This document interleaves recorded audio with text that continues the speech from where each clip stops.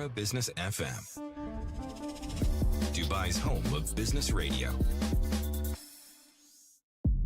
This is the Morning Drive with me, Tim Elliott, here on Mira Business FM. It is films that we turn our attention to now, and big news on the business of global storytelling. 4 Arab feature films have been named on the 2026 Academy Awards Best International Feature Film shortlist, which is pretty much an historic first, really, that signals perhaps shifting industry dynamics, rising global demand for diverse narratives, and obviously new commercial channels for Middle Eastern cinema talent as well. We hope. Now, these films now compete with entries from around the world as the Oscar race heats up ahead of nominations next month, early January 2026. So what does this mean for filmmakers, for cultural industries, for the creative markets in the region? Award-winning filmmaker, cultural consultant, and Soul Trotter founder Philip Jamal Rashid is here, and it's great to meet you. Great to be here. Thank you. Good morning. Very good to have you here. I'm going to start with Soul Trotter.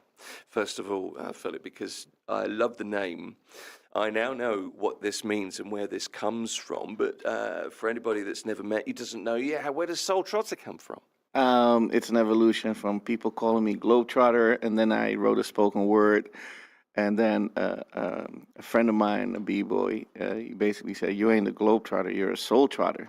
And that was like 25 years ago, 2000, 2000, so 26 years ago. And I kept that, I branded it, it's my company now.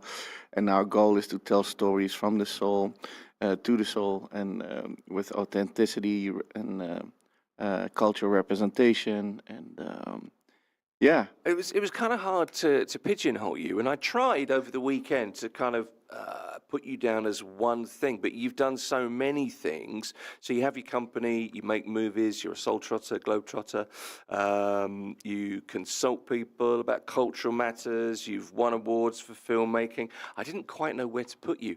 I couldn't find a box for you, Philip. Sorry. Somebody just recently gave me a really nice description. He said, you're the street poet of visual storytelling. That's nice. I like that. Were you happy with that? I thought it was super creative. Yeah, that kind of works. Mm-hmm. So you were brought up in Amsterdam. Okay. Your origin is Iraqi Kurdish, yes. That's correct. Okay, so you make movies, you now, and all those other things that I've tried to outline. I haven't done a very good job, and I apologize in advance, but you know where we're coming from. And Soul Trotter is your company. So just talk us through Soul Trotter to start with a bit more.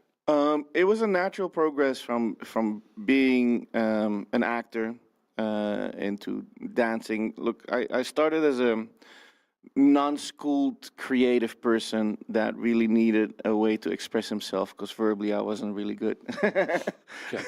So everything else, whether it was music, dance, or storytelling, worked better than me communicating verbally. Right. And from my acting, I was one of the first Middle Eastern main characters on Dutch TV back in 97, 98. Never did anybody have a look like me that played a significant main part.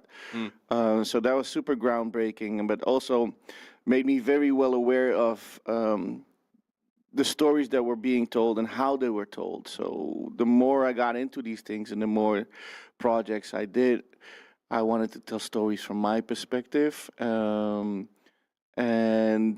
which is an international perspective, but still with the details, the cultural relevance, the humor, the nuances that are often missed in other productions. Yeah. Okay. How would you say your humor is different? Because I can hear a little bit of the Amsterdam influence coming out in the way you speak. But where does your humor lie, do you think? Well, my humor is a mix of very Dutch dry humor together with I would say Asian Hong Kong Kung Fu humor and New York street rawness.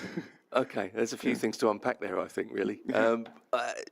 It's very different. The whole Dutch thing is a very different thing. Dutch are very direct, aren't they? They tell you exactly we are. Yeah. how things are. I like that.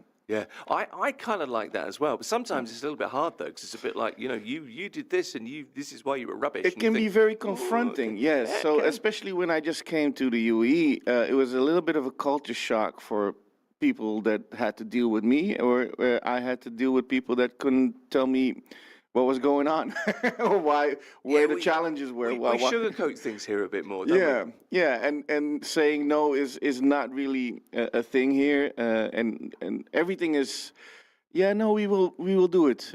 Yeah, but we need it by that and that time. Can you commit to it? Yeah, we will see. Okay, yeah, that's not something I was used to. So. Did you found that hard to start with? Yeah, I still find it hard. I'm still very much. I want clarity. I want transparent approaches, especially in business relationships. I'm not here to waste anybody's time. And at the same time, also from a cultural perspective, I've grown and I've had influences from this region, and that's why I'm here. Because building up a relationship is something that is valuable. And we let's say in Holland, right, we're very direct. We're not about building relationships. We're more about what can you do for me? What can I do for you? Okay, let's move on, right? And Transactional. Yeah, it's very Yeah, transactional, yeah, so right? it is, yeah. That's what made Holland big at the end as well. And here it's way more like relationship based. Can we relate? What kind of a person are you? Can we think long term? I invite you to dinner. We have tea, and there's a bit more ceremony to it, just like the Japanese culture almost. Right? Yeah, for sure. What brought you here? What brought you from Amsterdam? Because you had your career there, you were acting. What brought you to this region? Yeah, it was a tough decision because I was actually on pretty much on a breakthrough moment of my career as a filmmaker. I was one of the few directors chosen for private masterclass sessions with Spike Lee at the Binger Film Institute. I was hunted by the Film Fund as a new talent to come in and talk about my ideas, and then at the same time, after 15 years being in the field and not getting the funding for my own projects, even though I've done content for all the big TV channels, Children TV, Veronica, MTV, all independently, for example. But getting into the film world was a little bit more of a challenge, and I was tired of knocking on the doors, and at the same time, my dance career, let's say, took really off, and I was traveling internationally, and all of a sudden, people from the UE came to check an event out in Holland, one of the biggest events in the world, actually, and I was one of the judges.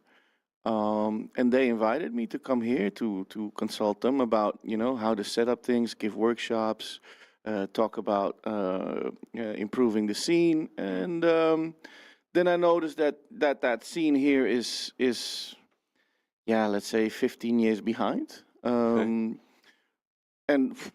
I didn't give everything up to become a dancer in the mall with a funny suit, So I made a decision. Okay, I gotta tell stories, and if I want to do that, I gotta focus on that. You gotta quit the dancing for now. You can still dance, for your own satisfaction, but focus on your film and your screenwriting. So that's what I did. So what kind of dance was it, by the way? Breaking. Breaking. Yeah, Okay. yeah. And the reason I got invited a few times here, right? Don't get me wrong. And once I got booked my ticket myself and came here, because my whole goal as a storyteller was, how can I tell stories from this region to the rest of the world and change the narrative, change the stereotyping that we talked about earlier, right? And I figured I need to be based here to do that, because this is the center. The center of the East and the West, and it's where the worlds come together. And it is a representation of who I am. I'm that mix. I mean, I think, to be fair, since you've been here, when did you came here? What, 2012-ish? 12. Yeah, okay. 11 first time. So there's been some growth. I mean, the film industry before that here was pretty small, a nascent industry, let's put it that way. Yeah. There's been some growth since then, and it seems like more and more people are talking to the world in terms of their storytelling from here than ever before.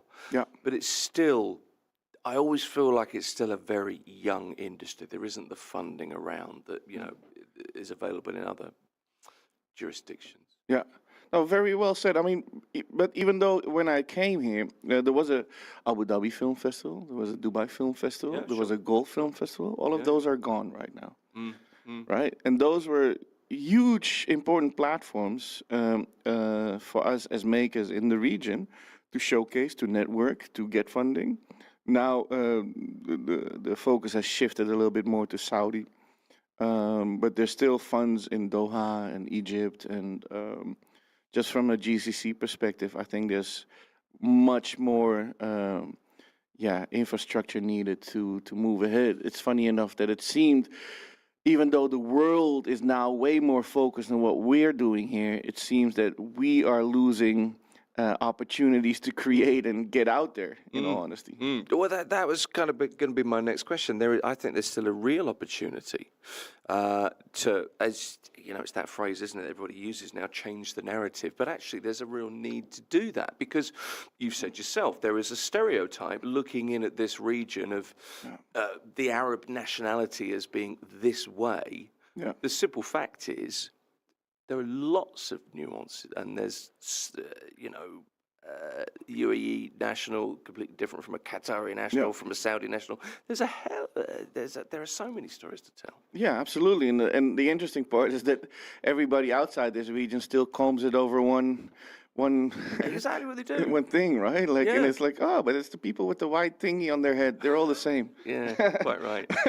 No, it's quite different, and that's why, in all honesty, filmmaking is so important because even though we live in a digital world where we have all these short form contents and we have these streaming platforms, but the beauty of filmmaking and cinema and festivals is that you bring people together to watch them and you experience that moment together, you hear the reactions, you feel the goosebumps, and there's a moment to discuss it afterwards, right? So this is the thing, it's still an event, isn't it? A night at the cinema is still an event, and it's an opportunity, because if you watch films I always think it's maybe the right way, maybe it's just my way, but if you watch a movie and you really enjoy a movie, it's not passive, it's active. You're immersed in it. It's supposed to be an immersive experience. Absolutely, yeah. Yeah, it should be like that. Yeah, not just entertainment or a business model. Yeah, quite right. Well, I mean, there's many aspects to that as well that we could talk about. And we probably should be for this interview on this particular station. But I think it's important to set it because, ostensibly, we wanted to talk to you this morning about, Arab cinema. 4 films shortlisted for the Oscars is a big deal. Yeah. There's no doubt about that because, that's kind of that's the level that you kind of aspire to if you're a filmmaker. That's the reward that many people deserve if they do well. Let me ask you this, Philip. What does it mean commercially, but maybe more important, culturally, for Arab cinema? You're here to have those 4 films shortlisted as international features. I mean, let me start with my personal experience. So we made a project called It Ain't Where You From, The Main Circle, which was commissioned by the Art Center NYU, Abu Dhabi. I was mentored by an Oscar-nominated filmmaker from New York, whose films premiered at Sundance. Our soundtrack was made by a Grammy-nominated composer from Sudan, and we told the stories from urban artists from this region. Now, me just doing that project made a lot of difference of how I was being taken seriously as a filmmaker all of a sudden, right? And also that film got selected for an Oscar qualifying film festival and was in competition in the Palace. So all of a sudden, just from a personal experience, that journey made me realize that all the serious filmmakers now take me seriously, because before that, okay, there's a lot of people making films, but what separates people, right? And so for the movies that are nominated now for an Oscar, that means the whole global stage is following them right now. Oh, exactly.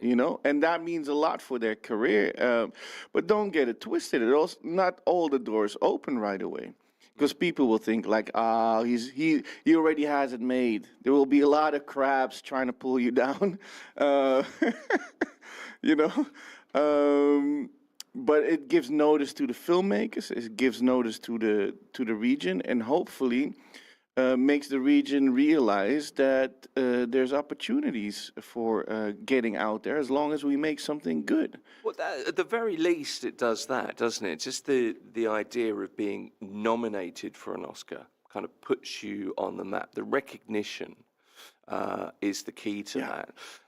But what does that mean in real terms, though? Because my guess is, and I don't know, I haven't spoken to any of the filmmakers. We'll run through some of those, some of the movies that are nominated in a minute. But it wouldn't have been as easy to greenlight those pictures, I would think, as it would be in other places, maybe. Yeah. So, how do you think, going forward, what does it mean for investment, exactly, for production deals, for distribution partnerships? Yeah, good question, because this is often the business side, right? The business side is the key to it. Because a good film is often a good collaboration between a creative and a business person, I would say. Yes. And that balance within is what it's going to make that film unique.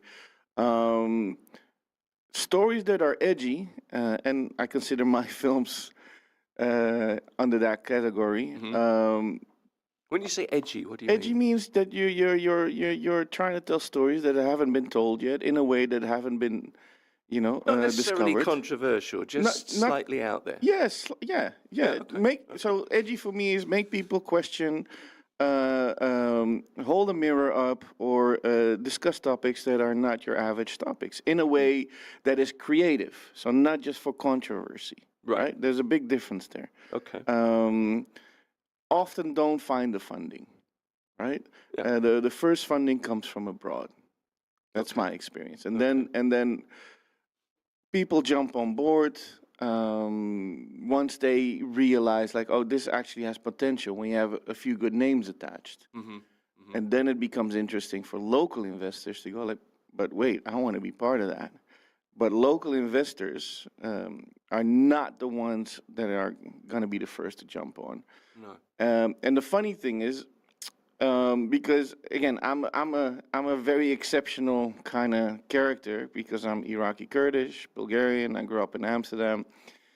Me not being the refugee stereotype doesn't always have the priority for the Western funds. This is also how it is. Okay, yeah, I can see that. So it's an interesting balance of and journey of how do you fund your films and where do you go and on which door do you knock. And it's a journey that you really have to take the time and effort for. Get a good producer on board. A producer that believes in your project, but also knows the ways and has the network to knock on those doors and say, hey, this is a film that needs to be made. Why? Because they can often sell it better than the maker, at least in my case. Mm. I know how to make a story.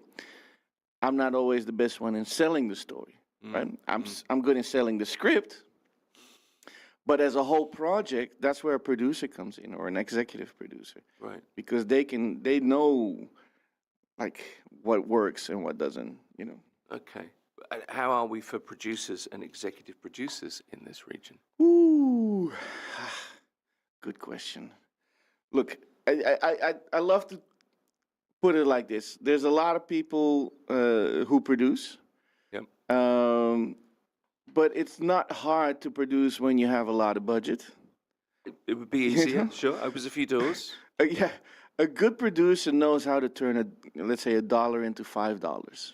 Okay. That's what makes a good producer, right? And that's what the investors ultimately want. Of course, right? So we also there's this range of producers who just see things as a business again, right? Okay. Does this work? Okay, we have done this format before, this and this and that. We get so much return. Make another horror film, and then we get some money back. But yeah, make another horror film. I think there's a little bit more creativity that can be explored. Yeah, but it's hard to pitch a movie, isn't it? Because they're not surefire things. But nothing is. Nothing is, and we live in a model nowadays that is more. It's even though we don't have DVDs and distribution, but there's models, right? And we should also realize that, like, we have to be creative in our financial approach. Don't write helicopter shots and yachts and in your script if you don't have the money, or you're not going to have the money.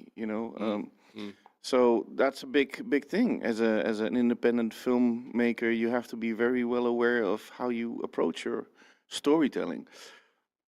It'd be nice to see from this region something other than, the glitz, the glamour, the yachts, Absolutely. A little bit more grit, I suppose. Look, that's what we're doing with Soul Trotter. That's exactly what we're doing. That's what you're trying to do. Yeah. I mean, you're here. I mean, really, I think it's a huge deal that we've got 4 films from the region being nominated, international features. I just want to mention the films if we can. Yep. First one, Palestine 36, from Palestine, historical epic set during the 1930s Arab Revolt. All That's Left of You, Jordan, an intergenerational Jordanian-Palestinian family drama. The Voice of Hind Rajab is from Tunisia. It's a Gaza set drama about a medical emergency under fire. All too prescient, unfortunately, with the events of the last couple of years. And then I know you know a little bit more about this than I do, but it's The President's Cake, which is an Iraqi movie set in the 90s. Yeah. About a young girl who's being selected. About a young child, isn't it? Yeah, it's I haven't watched the films yet, but I've heard the premise, and it's about a young girl who's being selected to basically make a cake for Saddam Hussein, and has to bring it. And oh, really? Yeah, there's all I've got repercussions here if is you don't do it. a daunting task, and that making a cake for him would be a daunting task for sure. But the thing with all of these films, they've been directed by notable filmmakers. There's a cast there, Hayam Abbas, Salih Bakri, and then Jeremy Irons jumps out for me because British actor, British person, Liam Cunningham. But the recognition is the point here. It's quite a powerful affirmation, I think. Yeah. Yeah, totally. Yeah. And it also stands out that a few of the films are about Palestine. Yes. And that's also a sign of the times, right? Well, exactly. Yeah. So it's so important again, and that's the importance of film, that we tell those stories, because otherwise, how would the rest of the world know what's happening on the ground level? Well, exactly, and it's one way of getting the message through, because the message you see on international media perhaps isn't the message that we would otherwise like to put across. Yeah. Let me ask you a little bit about the creative sort of landscape, if you don't mind, Philip, because you, I guess, would be quite happy if I said you're a storyteller. As a profession, storytelling seems to be the main sort of crux of the things that you do. So that makes you qualified to talk about it. But what storytelling trends are, or maybe even themes, are emerging that resonate with global audiences? And I suppose in particular, because we're talking about these 4 films that have been nominated, what resonated with the Academy voters, do you think? What may have resonated, to be more precise? So let me take a step back in our conversation, because I think when we were talking about investments and stuff like that, as you see, there's a famous actor involved in one of the films, Jeremy Irons. Jeremy Irons, yeah. And that is also so important for us to realize that we have to do those collaborations internationally, because that is also a way for us to get out there, right? Well, Jeremy Irons has quite a long association with this part of the world. Yeah, definitely. That goes back a number of years. Yeah. Right, and that's where your network comes in, and you're finding the right people for the right project. And from a storytelling perspective, it's well, often what gets selected for those kind of things, and the same for Cannes or Locarno, are very dramatic war stories, if I can say it like that, right? Which are important to tell, and at the same time, I also wish we can show the world other kind of stories as well. So they kind of open the doors. Really. Yeah. Those kind of real visceral war stories. Yeah, I mean, again, the history of the stories that travel here are really war stories, right? And refugee stories.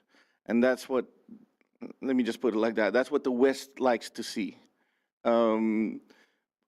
But how come we can't show anything else? How come we can't show a psychological thriller, or how come we can't show, like, other genres to explore and touch on important themes through that? And certain horrors are trying to do that right now. But again, I think there's more than just horrors. So that's kind of how I feel about what I see around me. I mean, I know I can see that, and I can see that's kind of the lens that people apply to this region, perhaps. And it's that victim role, if I can be, you know what I mean? They love, like, it's a victim role that the world loves to see from us. And really, honestly, me as a storyteller, I try to stay away from that. I want to create characters that overcome and become heroes. Why don't we have a Rocky? Stories like that. That's what I like to make. That's a really good point. Why don't we have a Rocky? Yeah. Yeah. Okay. I mean, the States was super. I mean, Sylvester Stallone was super brilliant in creating that, right? But also the way that was made, and the Top Gun from the '80s, man, beautiful. That when you got out of the cinema, you believed you could, take on the world, and you could, build your dreams, and that's the feeling that I want to give when I make films. So, Tony Scott did a particularly good job with the speed. Oh, with those scenes. You'd never seen that kind of thing before. I think people forget as well with Rocky. It was up for three Oscars. Wasn't it? He won the Oscar. Well, he won Best Picture. Picture. Absolutely, but it was a game. So I have this discussion with a lot of the, let's say, intellectual filmmakers who consider Rocky just an action film. I said, maybe the franchises afterwards, but you don't realize how much impact that movie had. It was an Italian actor who wrote the script, right? Back then, there was no Italian representation. You had The Godfather in the same running for the Best Picture nominee. Well, it wasn't that long after The Godfather. It was 76, wasn't it, Rocky? He wrote it 74, it was in 75. competition at the same year. And Rocky won Best Picture, funny enough. The Steadicam was invented. That later was used in The Shining. The edit montage of the training sequences was never done before like that. So they changed storytelling forever through cultural representation, through technical improvements, through just emotive storytelling from an underdog, that is not your typical stereotype. It changed the game in so many ways, and that's why I love to give it as an example. It's a great example. It is. Let's go back to the stories from this region, the 4 movies that have been, nominated. I'm kind of loosely using the phrase Arab cinema. I mean, it's just cinema in the end, but it comes from here, so we'll use that as a banner. But to what extent do you think the subject matter of these particular films, knowing what you know of the stories, I know you haven't watched them, but you understand the stories, history, identity, conflict, family, how does that play into the international appeal, do you think? Because I think for a lot of audiences, it'll be a bit new for people. Yeah. Definitely. Yeah. And again, it's good to show a look inside, the life of, and in this case, it's Iraqi, it's Jordan Palestinian, right? Like, so again, that's where the nuances come in, right? If I, for example, I grew up in Holland, and I never traveled to this part of the world until I was older, and I always wanted to see through films or something. Well, that's interesting. The diaspora wants to feel connected, also. So. But how growing up, how did you identify? Did you feel Dutch? How strong was your kind of Iraqi Kurdish background? Your Bulgarian background as well. How did you feel growing up as a kid in Holland? Oh, you feel like if I can ask that, I don't mean to be rude. I'm interested. No, but you feel like you don't belong anywhere, right? Okay. And at the same time, you belong everywhere because you are a person that has seen things from different perspectives, like nobody else has. Yeah. I've seen the world through many different lenses, and that is what has shaped me. And if you ask, there's a reason why I call myself a Kurdish storyteller. Okay. Because those Is that what you would say ahead of anything? I mean, I just yeah. labelled you as a storyteller. Yeah, but if you have to, like my last film, and also in my documentary, the Kurdish identity is super important for me because it's an heritage that I own, and we're also a nation that is over 40 million people without official land, actually, right? So, okay. and we're never talked about, funny enough. No, in the media, and especially in this region. In Europe, they know more about us than here, funny enough. Okay. Let me ask you about you've mentioned film festivals a little bit. Yeah. The importance of that as a platform, and so how does the festival circuit, if you like, and the recognition from being nominated or maybe even winning awards translate into commercial success for films from any region, but in particular from this region? So being nominated or being selected, first of all, is already a huge thing because there's so many different festivals nowadays. You have your A-list festivals, right? Sure. Which are the Oscars, the Sundance, the Cannes, the Venice, Berlinale. Those are like a few more, but those are considered your A-list film festivals. Now, Right. Once you get in there, that's a serious deal. Dubai Film Festival was also an A-list film festival. So that was a huge deal. It was a huge deal. And then you have your tier that's below it. When you make films, you have to be very realistic to about your strategy, let's say, right? Okay. Where's this film going to go? And what kind of film are we making? And when I talk to producers, and the producer says, "Oh, we're going to make an Oscar-winning film," I'm like, "Yeah, then that's not how I approach a film. Like, let's tell a good story, and once that story is on paper and gets shaped, then we kind of realize, like, okay." That doesn't seem like a logical place to start. Yeah, no, but there's a lot of people out there like that, right? Really? Just because they want to get into the festivals, and it's like, but that should not be the structure. That should not be the goal. No. But what does a festival do? Because that was your question. Back to that. It gives you legitimacy, right? It gives you a great way to connect with other filmmakers, with distributors, with different producers, co-producers. It gives you a chance to get reactions from an audience, to interact, because that is so important for you as a filmmaker. Does my work resonate? Does it? Does it? Because that's what you're doing it for. And at the same time, it gives you the opportunity to pitch your next projects. Always when you go to a film festival, you have a project. Even if you maybe just starting out, make a plan. Know who's going to be there. Contact people before you go to the festival, 2 months before, because everybody is fully booked with appointments. Yeah. Strategize your journey, right? Like, I want to talk to that person, and that person. I'm going to reach out because I'm working on this kind of project. And so that is the beauty of film festivals. It's a place of networking. And of course, once you get nominated and you get, or you get awarded, that puts you in the shine. Then people are really going to take notice of you and going to say, like, "Hey, well, you know what? Here's my business card. Come talk to me." That's the difference. Now you don't have to make the appointments 2 months up front. What about streaming platforms, Philip? Because that's now firmly in the mix. For a lot of people, that's how their movies get made, I guess. Yeah. They get kind of churned down. But what role could the streaming, or do the streaming platforms play in this region? Yeah, a huge role. I mean, Shahid, for example, is one of the top platforms, right? It's the most watched one in the region, I believe, even.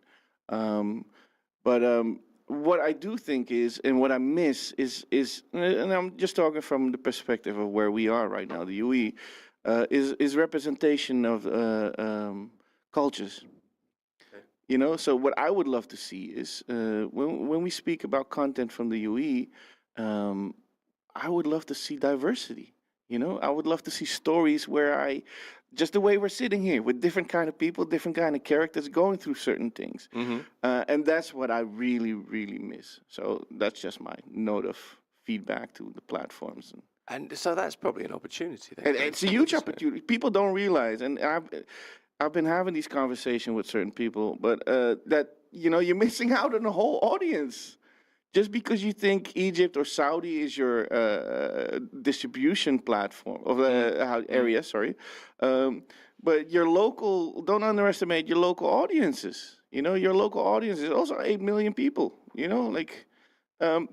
If you can reach at least maybe 10% of that, then you got a good amount of viewers. That's a pretty big audience. Yeah. No, it has to be said. I mean, what do you need to do to get that? What kind of infrastructure building do we need to do? What kind of ecosystem support do filmmakers here need to be offered to build on, momentum that you see from these films that have been nominated, for example, but to do it from here? Yeah. I mean, the obvious one is in investment or funding in development of talent, which is happening sometimes through film labs, right? And but then continuation of that development, because okay, now you did a lab for 8 days or 5 days, and then what? What you got to show for after that, right? Where's it going to take off? Who's going to invest in the project? So it's not about just development.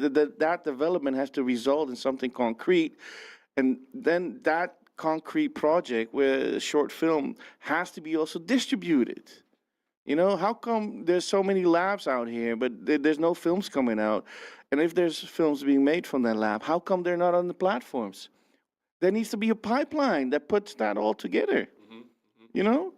It's as simple as that at the end of the day. Because if my film now plays at Shahid or whatever other platforms, Stars Play, Netflix, I have the credibility to say, listen, we created something. We had a distribution here and there and there.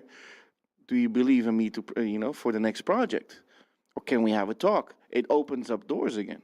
But if you just get stuck in that, here's a lab for 5 days, here's another lab for 2 weeks, and here's, or you have funding that supports your film while you're in production. How does that work? No, we need funding for production. That's the hard part. So I believe there's a lack of understanding what needs to be done in order to move people forward as artists, as filmmakers.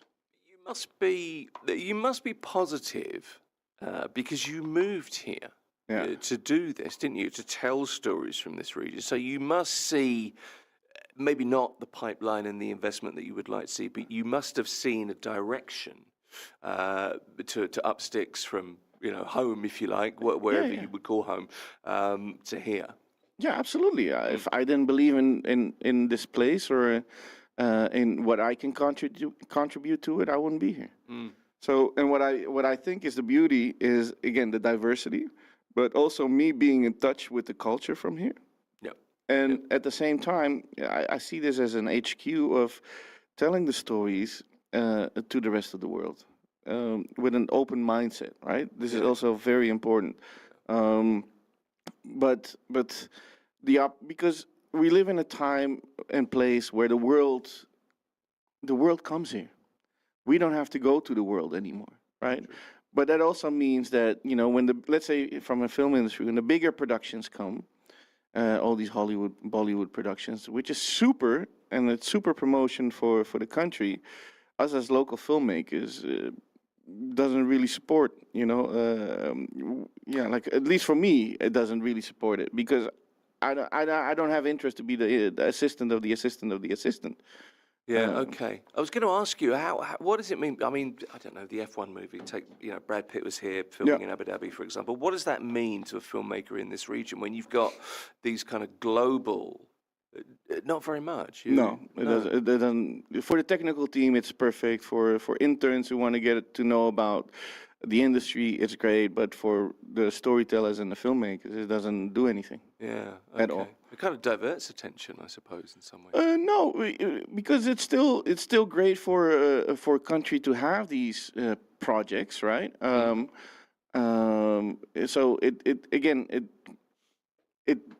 gives experience to the film industry in different ways. But for a storyteller and a director, it doesn't have any influence. It doesn't have any impact. It doesn't change where I'm going. I like what we would like to see is um, like instead of spending a lot of money on certain projects, how about we diversify the money and the same amount of money and spread that to multiple smaller projects and uplift the filmmakers that are actually based here and have been contributing to the ecosystem and creating jobs and developing talent for free to represent the people here, you know. Yeah. Do you think there's an element of, I don't know, talent export? If movies like this, the really big movies come in, and it shines a spotlight on here, but it's also potentially a drain in some ways because the opportunity is to leave and go elsewhere. I guess if you're a writer, you're a producer, director, and you're not working as the assistant of the assistant of the assistant. But it's a leg up the ladder in a different direction. Do you know what I mean? Do you think it takes people away from the industry here? You're No, I don't think create. it. No, I don't think it takes people away. I don't. You know, again, it's a great opportunity for certain people. Like I said, if you're on a technical team and you're a sound guy or you're a gaffer or whatever or best boy or, it's great to work on these projects. Can I ask you something quickly? This is kind of nothing to do with this, but what is a gaffer? A gaffer is the head of light. He's the head of light department, right? Okay, and who's the guy that holds the boom? That's the mic, the microphone. How do you say the sound recorder? That's just sound recorder. Okay, so a gaffer is the light guy. Right, okay. No, it's just, I've always wondered. Yeah. So for them, it's great, right?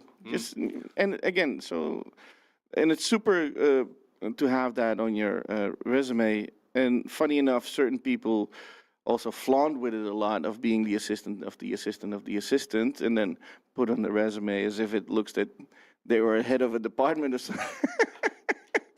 But That's not a bless bad thing. them. But yeah, I'm not that type of person. I like to tell my own stories, right? So Yeah, for sure. Okay, so let's get back to telling stories from this region and these movies that have been shortlisted and are Oscar nominated.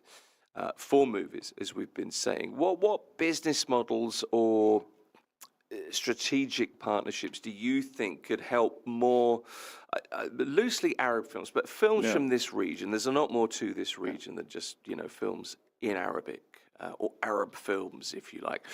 What could help more films from this region convert award chatter into real sustainable revenue streams? A real business model. Yeah. So, I mean, there's different layers to it. A good start also is what Abu Dhabi has been doing, the rebate, right? There's a 35% and up rebate for productions that are outside of Abu Dhabi and want to do their filming there or even post-production. And that's super attractive for producers because, okay, you have to include talent from there, which is normal. But man, that's a huge difference. Let's say you have $100,000, right? And you get 35% back of that. Wow. It's not bad. That's not bad, Then you have, of course, the funding. Funding is something that needs to be there in place, I think, which is not here yet structurally. And funding is good because it's something that doesn't require return of revenue, right? That's the beauty of it. Then you have the structure of partly investment, and of course investors want to see their money back. But again, if we take that 100,000 as an example, you have 35% rebate. Let's say you got 40% investment.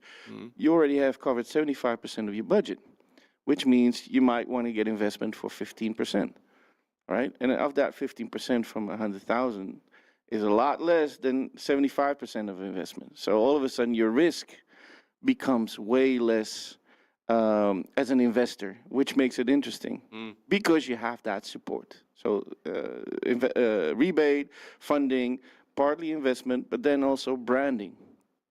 We need to include brands in our films. And I don't mean selling out and just have people holding up a brand and smiling. No, but you're not talking about product placement here. It's a bit more than that. It's a bit more than that. The organic way of implementing branding into your storytelling. Okay. And for example, for MTV 20 years ago, we launched a whole series called Funky Fighter, and I had total creative freedom, but people loved what we were doing, and it was a mix of kung fu, breaking and hip hop and with over the top dry humor, and they were like, "Yeah, but can you make something for us like that?" And then it was totally funded by a telephone company, and the only thing they were like, "Okay, but you have to add a phone in every episode," and I was like, "Yeah, sure, of course." And organically we wrote that. So you involve them from the beginning, right? How do we organically, implement those things in the story? So it's much more seamless. It's just part of a narrative, part of the story. Yeah. If you do it cleverly. Yeah. Right. But you can do it also like Wayne's World. I don't know if you remember the movie Wayne's. I remember it well. Where they had this obvious branding moment. Which was super hilarious, right? But like if it works, it works. Like It's just the idea of that public access TV thing that, to me at the time, was just, what on earth is this? But if you're from the US, it was just part of the landscape, wasn't it? Yeah. Yeah, okay. Look, just one final question. I've kept you so long over time. I'm going to get shouted at, Ken, but hey, who cares? Let's look ahead. The story today really is that the reason we wanted to talk to you was these 4 films that have been, it's a significant milestone for Arab cinema, but 4 films nominated. So we'll find out next year what happens. Those films are, just a reminder, Palestine 36, From Palestine, All That's Left of You from Jordan, The Voice of Hind Rajab is from Tunisia, and The President's Cake is from Iraq. So you're going to be hearing more about those. But I'm just interested in an overall view from you on this, your perspective, sort of outside looking in, inside looking out as well. You're in that kind of unique position. What markets or platforms do you think are most receptive to Arab cinematic content? Where do you think it really works with people, movies from here? Or am I just, it's going to work everywhere? Am I branding it in the wrong way? Well, it's an interesting question because, funny enough, and again, I can only share my experience through my work, right, and what I've seen kind of around. But it's funny enough, it resonates a lot in Europe. It resonates a lot in the States because. Because of, again, the diaspora, but also the people being interested in what's happening here. Okay. So your distribution is not just regionally. Your distribution is literally worldwide, even in far Asia. The Busan Film Festival is super supportive. We're in a very unique geographical place. That's what I'm trying to tell you. Our stories can resonate everywhere, and we're in the news every day, right? So people want to know, people want to hear, people want to see, and sometimes it may not be the things that they would make, but that's also the beauty of it. If you look at the blaxploitation films in the 60s and 70s, were not necessarily the best films.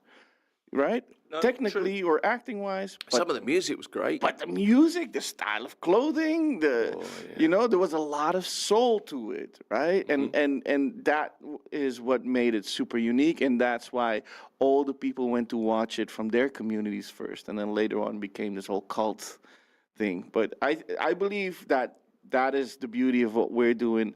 But also in our region, storytelling has a long history. For sure. The first written tablet that we know, the tablet of Gilgamesh, where does it come from? Mesopotamia, right? Yeah. So which is Iraq now, really. Yeah, isn't Iraq, it? right? Like, so our legacy is huge. We know how to tell stories. Let us tell the stories. Yeah. So play to your strengths, really, is what you're saying. Sorry? Play to your strengths. Yes, absolutely. Yeah. We don't have to copy other parts of the world. We don't have to emulate what they're doing. Tap into your own culture. Tap into your own situations, your own history, your own people, and tell those stories, and it will resonate with the rest of the world. Normally, these interviews on Mira Business FM are business interviews. We did talk some business today. So there was a little bit there, but we kind of went off topic. But all the better for it, I think, really. Philip Jamal Rashid is a filmmaker. He's the founder of Soul Trotter, and he is a storyteller. Yes, sir. I like it. Yes, sir. And just to share a little bit more of the business side, real quick. Listen, if you have an independent film, right, and you don't have distribution yet, right. What are you going to do? Think about these steps. there's places like a Cinema Kiel, for example, where you can make a deal, right? And you can show your film independently, invite people, and invite the right people and start building a name like that. And that's what I've been doing. Unfortunately enough, not with Cinema Kiel yet, but in different ways, right? But I'm just giving you an example from a how do you say it? From a hustler's point of view, right? Like as a film pusher, let's say, where you have to push your own story. That's what you need to do. You need to connect with these people and then create your audience. There's nothing wrong with a little bit of hustling, as long as it's positive. It's a positive thing. Yeah, absolutely. Yeah. So we're going to see some stuff at Cinema Kiel from you in the not too distant future. Inshallah. I'm hopeful. All right. Philip Jamal Rashid is a filmmaker. He's the founder of Soul Trotter, and it's been good to talk to you. Thank you. Thank you for having me, guys. Appreciate you coming in. This is The Morning Drive. This is Mira Business FM. A like, a subscribe, always appreciated. Wherever you join us from, get in touch. Tell us what you think. Everything we say and do basically is available to listen and or watch again. So find us wherever you get your podcasts from. Just search Mira Business FM.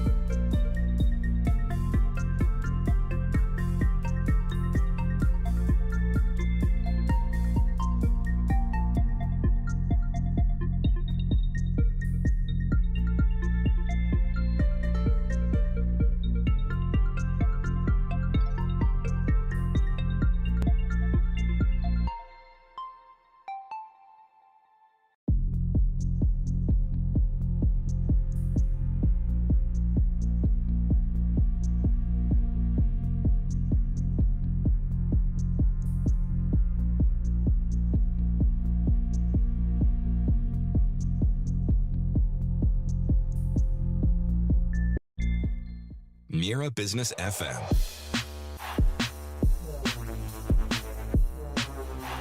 The sound of success. It's Mira Business FM. This is the Morning Drive, and it is property that we turn our attention to now. And I should warn you, there is a VIP in the studio with me.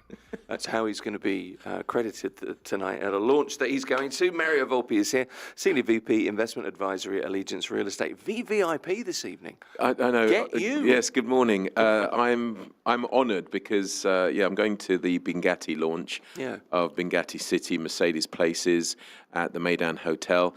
I was saying off air last time I went there, I just went normal rather than business class, as it were, and it was a bit. It was tiresome, really. I didn't really get to see anything. So this time, apparently, I'm VVIP. So amazing. Hopefully, I'll have a table and get to be close to the stage. And get to be entertained by none other than Terry Crews, who actually, I have to say, is very funny. Right. So I would look forward to Well, he's a seeing him. compere. I don't think he's necessarily going to do a gig on his comedic side, but a little bit of comedy turn, I'm sure. well, let's see. It'd be This nice is the actually to problem. see him close up. But you're going to be right at the front. And Yeah. You've got a comedian comparing. Oh, do you think he's going to pick on me? I no. I mean, nobody picks on you, Mario. You know him, don't you? You're going to say something. I'm just texting. Yeah. Terry. Who's the guy there? Mario's up the front. Guy with the beard and the, I don't know, socks. Socks, But your socks today are splendid, by the way, as well. Before we get to real estate, so Chelsea this evening, I need to ask you, because I know if I don't, you'll bring it up and then it will hurt even more. Yeah, it's a big game tonight. Yeah. First leg of the Carabao Cup semi-final against Arsenal, who are clearly on top form, top of the Champions League, top of the Premier League. Can't seem to put a foot wrong, to be honest with you. Very good at set pieces. We're going to have to be on our game. We have a new manager.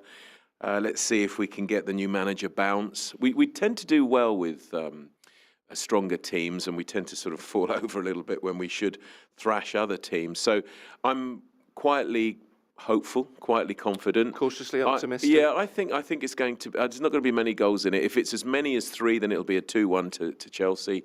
Oh, I think it'll be more 1-0 to Chelsea, and we're playing at Stamford Bridge. So let's see. Right, Midnight kickoff. It's a late one. It's going to be terrible tomorrow morning. Well, good that you're here today, early rather than tomorrow, I Yeah. suppose. So I'm reading your article this week in The National, and I think there's a lot to talk about here because I've kind of experienced this myself, and it does come to me sometimes, and I think I've never invested in real estate here. I've lived here a long time, and I've wondered why I've not done it. I don't really have an answer. Other things going on, life gets in the way, that kind of thing. But here's your article, the first part of your article this week in The National. It's a two-parter, but I thought this was interesting. Question. Headline, really. I feel forced to buy a home due to FOMO, fear of missing out, is kind of the thrust of it. So I'll read the question, and then we'll come to your thoughts and kind of run through them.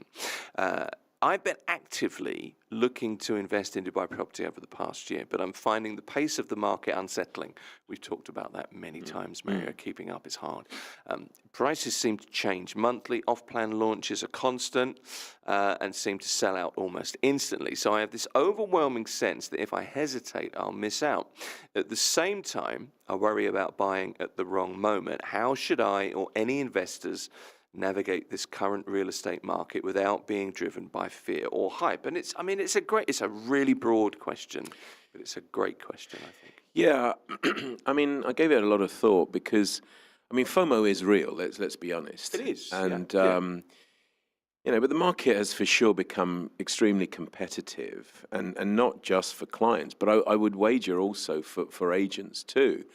I mean, when you look at the amount of competition that's out there. There are thousands and thousands of companies. And, of course, we talk about agents being in the sort of 30, 40, 50,000. Those are the registered ones. There are many people who, for one reason or another, are not registered yet. I'm not saying that people, work unregistered, but there is a period of time sometimes that needs to pass before a registration is there. So the competition is rife for everyone. But as I said in the column, activity doesn't necessarily mean opportunity. A busy market creates volumes, more launches, more transactions, but But all of this doesn't necessarily improve the quality, of what's being offered. I mean, we talked about my launch tonight. We're going to Bengati. I mean, Bengati, when they first started out, were, I'm not going to say lower end, but they were catering towards the more affordable end, let's put it that way. Yeah. And they've reinvented themselves. So they've gone down the quality route and have joined hands with some major brands like Bugatti, Mercedes, Jacob and Co. So these are very important names in sort of fashion and automotive industries, and as a result, they've morphed themselves from this more affordable end to high end. Let's put it that way. Yeah. So I think that's also what developers and the property market has to do as well. So there's a lot going on, and people need to decide why they're buying. So buying just for buying's sake, I would say no. Do step back. Don't get sucked into that FOMO. Buy for the right reasons. I mean, you mentioned that you haven't bought before, but invested elsewhere. You had your reasons, and as long as those reasons are real and tangible, people should not necessarily just be sucked in on it. Yes, of course, everybody's talking about real estate right now. It's on everybody's lips, and everybody seems to be a real estate broker.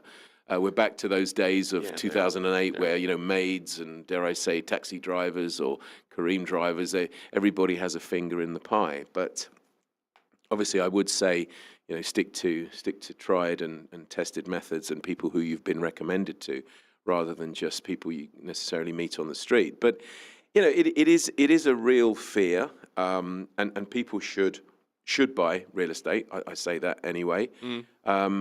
Because it is an amazing asset class as a wealth builder in the long run. Timing is everything. Again, we talked about that. In 2014, it was the peak, and it went down by the time we got to 2020. But if we look at what the market's done since effectively after COVID, when we recovered, tail end of 2020 into 2021, every year from 21 has improved. 22 was better than 21, 23 was better than 22, and so on and so on. And I think it was October last year, we had already surpassed what we did in the whole of 2024, with still 2 months to go. So, of course, it is normal to think, oh, well, if I don't jump on this bandwagon, I'm going to miss out.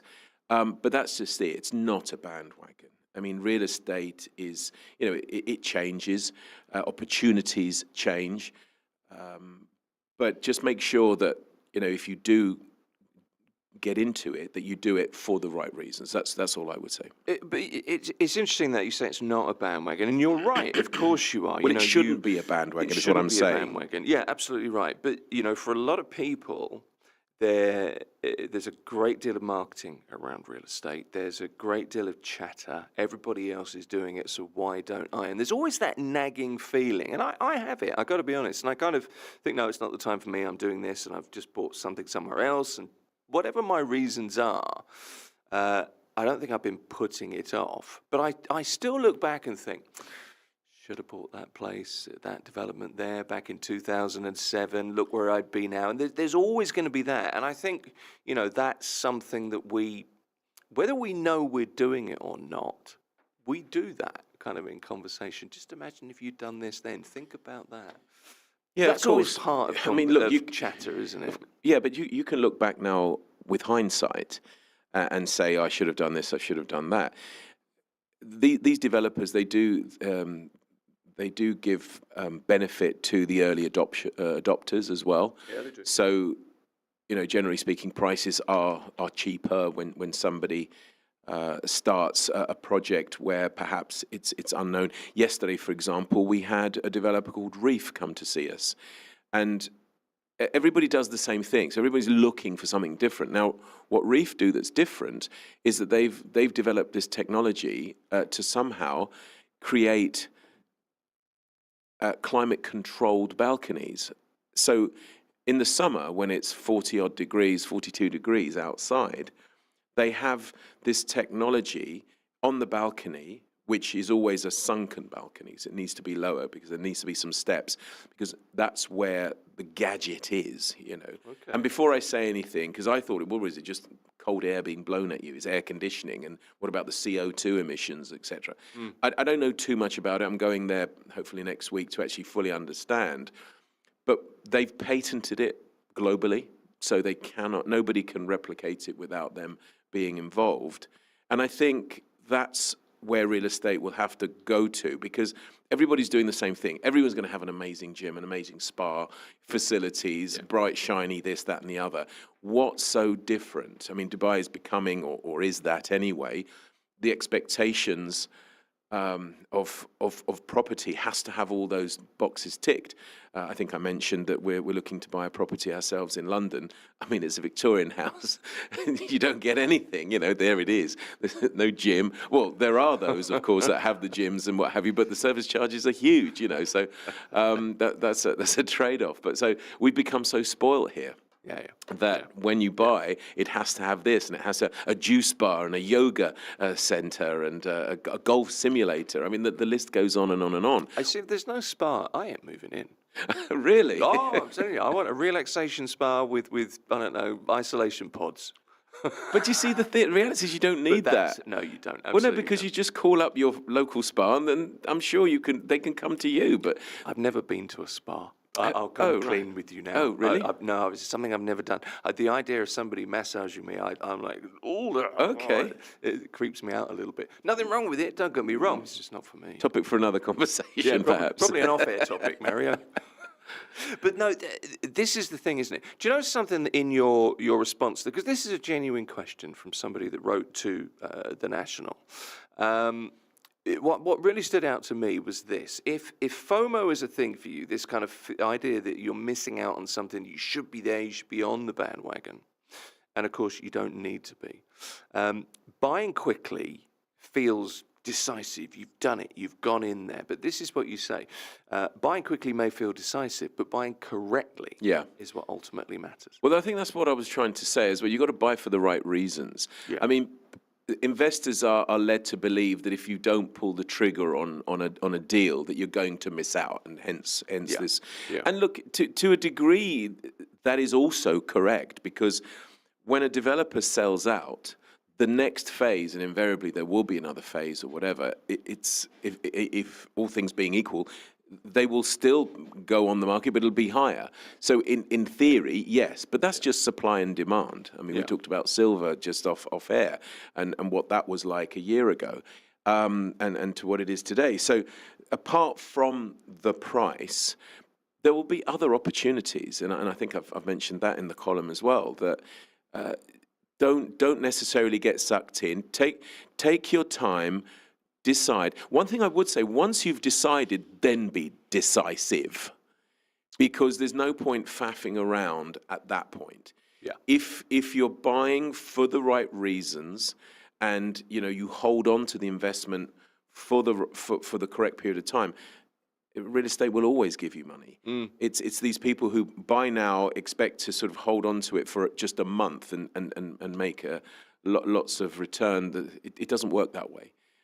Also, you've got to look at many other factors, not just geopolitical, what's happening, in the world, but what's the developer doing? Has the developer sold out? Is the developer still selling units? Why would anybody buy off you from the secondary market, even though it might be off plan, when there's still availability directly from the developer, who may or may not even offer some sweeteners, like some money off the DLD fees, or might throw in a car or something like they used to do. But there's no such thing as a free lunch. So we talk about FOMO. This is another cliche. So in the end, you end up paying for it through the asking price. Oh, for sure you do. And that's the thing, isn't it? So the point is you have to do what you want to do, is the point. Okay. It's interesting that you say when you make this decision to buy a house or to buy a property, and it's the most expensive thing we buy for most people, you have to be sure. I was looking the other day at a watch online, And I thought, oh, I really like that. That's kind of me. At the moment, there's a deal on it. There's, I don't know, 10% discount, whatever it is. And I thought, oh, I really fancy that. I could afford it. It would be okay. And then I thought, I don't need it. I really don't need it. As much as I really like it, and I didn't say to Mrs. Elliott, so this is her first experience of this, because she might hear something about this, because they'll probably clip this bit. You know what they're like here. But I'm not going to buy it, because I realise I don't need it. And the analogy I'm trying to make is, it's whether it's something for you or not, is it right for you at the right time? I'm trying to back up what you're saying, I think. But look, in reality, Tim, we don't need anything. We need. Oh, now you're going to sway me, and I'm going to go home. No, look, we need shelter. We need food. We do. And it's when things happen to you in your life that actually start to open up your eyes that we do have too much. There's wants and there's needs. Yeah. You don't need it. You don't need anything. You want it, and that's different. And that's another thing that sometimes I use in sort of psychology in negotiations, should I say, when something is a want, there is more motivation to go for it. Sorry, when something's a need, beg your pardon. When it's a want, then it's just nice to have. Yeah. And it's funny you talked about watches, because that's also my thing. I like a nice watch.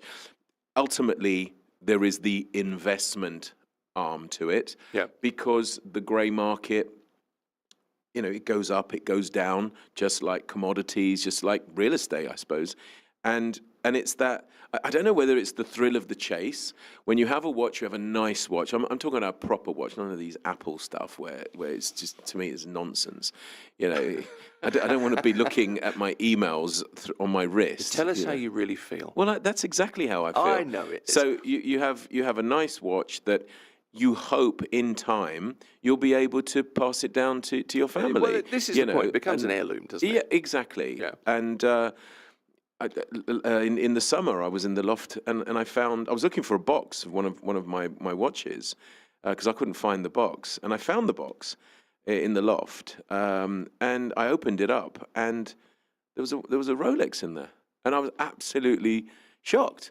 I was thinking, hold on, whose is that? I've got Dad's Rolex, because he passed away some years back, and then it dawned on me it was my grandfather's Rolex. So I actually have two heirlooms, if you like. And at first, my initial thought was, oh, it's a fake. Whatever. Yeah. I took it down to the local sort of antiques shop, and there was this old boy in there. He's been there probably 50 years. I don't know, him and his wife. Brilliant. Don't see anybody at all going in. Anyway, I walked in, explained who I am, where I am, and what I'd done. And I said, could you just tell me if this is real? And he gets the old sort of monocle out and looks at it, and within a nanosecond, he says it's real. I said, how can you be so sure? He said, for a start, you can tell from the patina, you can tell from the actual, it's not a Daytona or anything, it's just a Datejust. And nobody dealt with fakes in those days, and nobody would fake a watch like that now, So I asked him if he thought the strap was proper Rolex. He said he wasn't sure. And even when I took it to Rolex in Dubai Mall, they said it could be or it couldn't be. They weren't sure either. Yeah. There was some very young Chinese lady who seemed to know a lot about Rolexes. But of course, they wouldn't fix it if it wasn't a real Rolex. And obviously, they did fix it because it'd been in my loft for over 20 years. But what a surprise. I was looking for a box and I end up with my grandfather's Rolex. So, but it's an heirloom. I mean, that's a story that I've told, probably nothing to do at all with what we were really talking about. But the fact is that you buy things that obviously you like, but do you really need them? Probably not. Yeah, it's a good point. But, different things like that that's a whole different emotional connection, sure. I think. I mean, that's a family. That's a very different thing. No, this watch I'm looking at it's not an expensive watch. I just liked it, and I thought, wouldn't I look cool? And then I realised I'm not really that bothered. That was my point. Yeah, but again, you hit the nail on the head because you're buying something to make you feel something. True. True. And other times you're buying something from a financial gain because you think you're clever and you think if you buy this bar of gold or this bar of silver or whatever, it's going to do X, Y, Z in the future. And then you can talk to your mates and look how amazing I am, and you should do this as well. Ultimately, it's just whatever makes you feel good. And if you can afford it, then I would always say go for it. But when it comes to real estate, first and foremost, it's a home, it's a shelter. And that's why it's driven into us, and that's why we're so attracted to it. But it's become clearly here in Dubai with the way the market has been and appears to be, that everybody's looking for that safe haven. There is no such thing as a safe haven, I don't think, because there's always risks involved one way or the other. But certainly we seem to be doing things right, because right now, fundamentally, everything is in the right place for the right reasons, not from a speculative point of view. That's how I see it. Okay, so let's bring it to true real terms now. All investors should focus, and I guess if you're in this kind of frenetic market, because it is a frenetic market, really, isn't it? Yeah. You need to refocus on what's really important. And I'm wondering for you, what is the most important thing? Is it the old adage of location, location, location, or what's the key when you think, okay, this is not about FOMO, this is about me buying, and I want to get somewhere? Whether it's investment, whether it's your home, what's the first thing you need to think about? Well, you would need to decide why you're buying, and if it is as an investment, there are completely different criteria than it is for your home. Sure. Absolutely. So once you've decided that, I mean, if it's an investment, what's the price? What are the service charges? What am I going to rent it for? What's the ROI? What kind of percentage income can I get from it? Is it better just to stick my money in a high earning interest account, for example, in the bank? So it depends as an investor, why you're doing it. Okay. Before all of those things, and you see something and you think I really fancy living there, or I can see that's going to be a great opportunity. Is the location thing still a thing? Location is always a thing. Right. It has to be, from a convenience point of view, from an aesthetic point of view, if we're talking about a view, a view of water, a view of greenery. Here we're in the desert. So if you've got a view of a golf course, if you've got a view of a park, that's kind of, I'm going to say, like, kind of not normal, because it's artificial. No, you're right. Grass does not grow necessarily on the sand. You have to cultivate it. Yeah. So something like that is sought after. So if that location brings you to those areas, then of course it's always location. Then the convenience, work, schools, amenities, close to iconic buildings, etc. So look, for me, it's always the location first. But we touched upon it before, and what seems to be happening now is that developers, to try to be in the forefront of investors' minds, or dare I say, end users' minds, is they're hitting you with these facilities and amenities.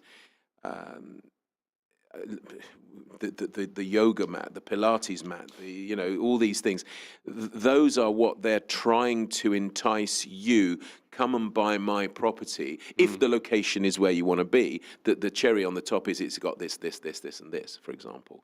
I think I told you this before. I had some surgery last year, maybe the year before last, and my son came to visit me. And out of the window, he's hyperactive, running around the room, shouting the ball and looking at everything. And he looks out of the window and he sees an apartment block that's almost finished. This is just off Sakim Street.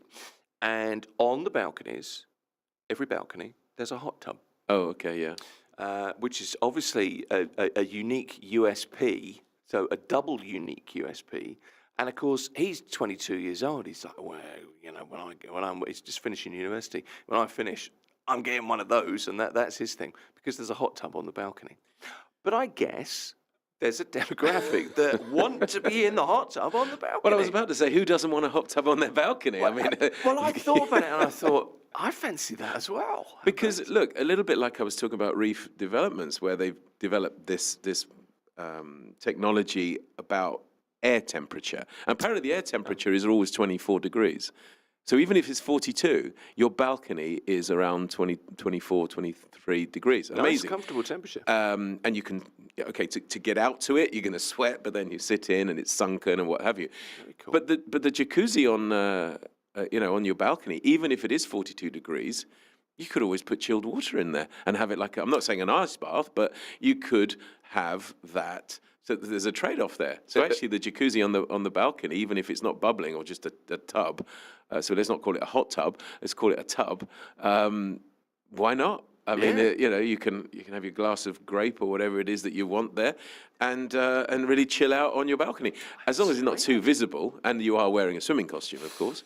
Well, that's probably part of the rules, I would guess. But I mean, I'd never seen that before. But you're right about what developers will do to entice you to, have the lifestyle that, because much of what you do is about lifestyle. Correct, yeah. And I guess, especially for end users, of course, yeah. Yeah, for sure. But then even for an investor, because if the apartment block, for example, is offering that lifestyle, he knows, the investor or she knows, that the tenant that eventually will come and live there, the potential. is what people want. Yeah, okay. Let me just run through some of the other things that you point out in the article here that really kind of stood out to me. Another thing that you said in answer to this FOMO question that we're kind of ruminating over, off-plan investment requires particular attention. You said you need to differentiate between measured risk, and I like this, blind optimism. Yeah, well, the blind optimism bit comes really from the view that if I buy a property in Dubai, I'm going to make money. Yes. And I've been here long enough to let you know that is not always the case. Yeah. We have had increases in the marketplace, but I can think of two episodes in my time here when actually people lost a lot of money. The first being the world financial crash, which was nothing to do with Dubai. I mean, that was just, in fact, Dubai was lucky that they could hide behind that excuse that, everybody's suffering.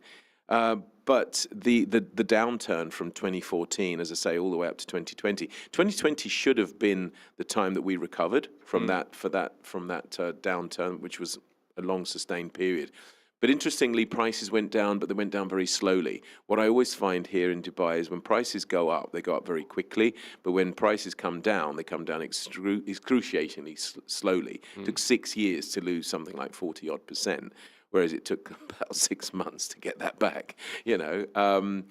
I think, again, it's just because it's driven by the owners and this is what I want, take it or leave it. We don't do valuation services. Estate agents don't come out and value people's houses here. We have enough data and all these portals can actually tell you exactly what your house is worth. But ultimately, it is the owner that puts the price on. And it is the agent's decision to actually decide whether they put it on at that price or not. Because if a property is overpriced, then sometimes it's a reflection also on the agent. Why are you marketing that? Because no one's obviously going to pick up the phone. Yeah. But that blind optimism is also in with the agent because he says, well, you never know, somebody might just fall in love with it. So blind optimism, I think, it was a good point that I needed to put in there because it sums up really some parts of the Dubai real estate market at some parts of its course. It did, and that's what kind of stood out to me. There's a lot more to talk about in your article. As always, when you're here, Mario, we've got questions coming in, quite a few that Michael is sending through here. If you want to get in touch with Mario today, by the way, info@mira.fm is the easiest way, the email, but there's also the WhatsApp as well. And all you really need to do is type whatsapp.mira.fm on your laptop, on your desktop, wherever you are messaging from, and it should bring up the box. Here you go, from Jen. We've been renting in the marina for 5 years. We're tired of the price hikes. You know the marina well, of course. With prices where they are in 2026, should we just consider buying our own unit? So a gentle nudge Jen's asking for. Yeah, I mean, obviously we talked about this last week. If you can afford to buy, I would always buy, purely and simply that if your home now is here in Dubai and you've put the roots down, then it doesn't really make sense not to actually buy it for your own reasons to live in it. So in the long run, it's always shown that despite what goes up sometimes comes down, etc., that in the long run you do end up in positive territory. And of course, the other positive side to that is that you don't have to. I call it dancing with your landlord, but you don't have to do the dance or the negotiation, because the laws are there in place to sort of help tenants, etc., and to ensure that landlords are in line. But it's still a pain in the neck, really, when it comes to there's a bit of shimmying to do. Sort of 90 days before. Have I got the notice? Should I call? Should I reach out? So you don't have to deal with that, obviously. So that alone, I suppose, is the price of admission. But no, I would definitely say to Jan, if they can afford, they've done their 5 years in renting, in the point that whatever, if they were testing certain areas out, because renting, don't get me wrong, it's an amazing thing to do. You can try an area, you may not like it. I mean, you can even break a contract. There are penalties involved, etc. But worst case scenario, you're there for a year. Yep. And then you can try another area or what have you. But when you've bought, obviously, it's a little bit harder. So if they've been in the marina for 5 years and they like it and they can afford it, my advice would always be go for it. Okay. Do you ever get fed up with questions? Because you have to write about a lot of the same things, don't you? Yeah, but at first, I thought especially with the national column, I thought, I've written about that one before. Why don't they just look things up? In fact, the other day I put my name in the search bar in the national, and I was flabbergasted. I'm not far from over 800 articles in the times that I've been here. That's a lot of writing, but of course, legislation changes. So my only caveat would be, by all means, if you're that bored, go and read my articles. But the early ones might not. There's a recommendation for you. If you're not able to sleep, the early ones clearly might not be correct in today's market, because laws change. Judges decide on other things. So. And that's also why I always say to anybody, everyone, do your due diligence, especially when you're online, especially when you do, ChatGPT. Ironically, sorry, I have to bring it back to Chelsea. Last night, get this. So I went on to ChatGPT, because we do a score prediction game. It's really stupid, because I buy all the stuff and I just give it away, right? But I also participate. But if I win, I never win it, because I just feel like I shouldn't take my own stuff. Yeah. Anyway, so because you run the supporters. That's club, right. Yeah. Yeah. So come on down to the Belgian Beer Cafe tonight if you can, or wherever. We're always there on match days, and you put the score prediction down. So I thought, well, let me use the internet rather than just my brain. Okay, so and I put a very detailed question to ChatGPT. Right. Given the current form, given that Arsenal are top of the league here, Champions League, good at set pieces, given that, we've got disciplinary, issues at Chelsea, new manager bounce, we are at home, it's the semi-final, blah, blah. The question was as long as War and Peace. This is a real prompt. It was a prompt. Yeah. It wasn't, Okay. What's the score going to be tonight? Yeah. No.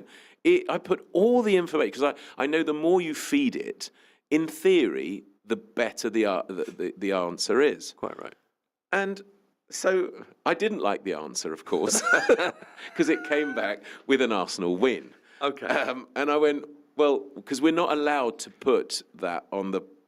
You could have just called me. I would have told you that. No, but the funny thing is, and the reason why I'm telling you this long, convoluted story, is that it told me it depends whether Nicholas Jackson is playing up front.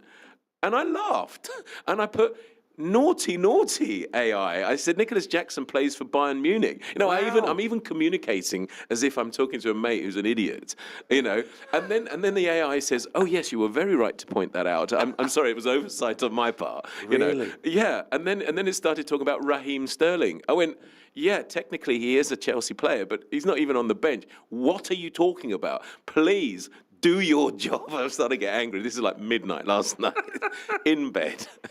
Anyway, I managed to wheedle out a Chelsea victory out of the AI.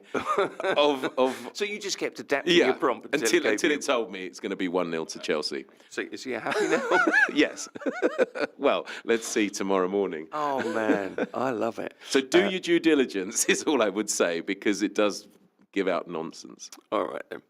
Mita texts in. A few more questions for you. I'm looking at a one-bedroom for investment. Should I go for an older building in a prime spot like downtown, or a brand new one in a developing area like Dubai South? That's a great question. I always say buy the worst house in the best street than the best house in the worst street. Right. Now, that's not to say that Dubai South is the worst street. It is developing, and it also depends why this person is wanting to buy.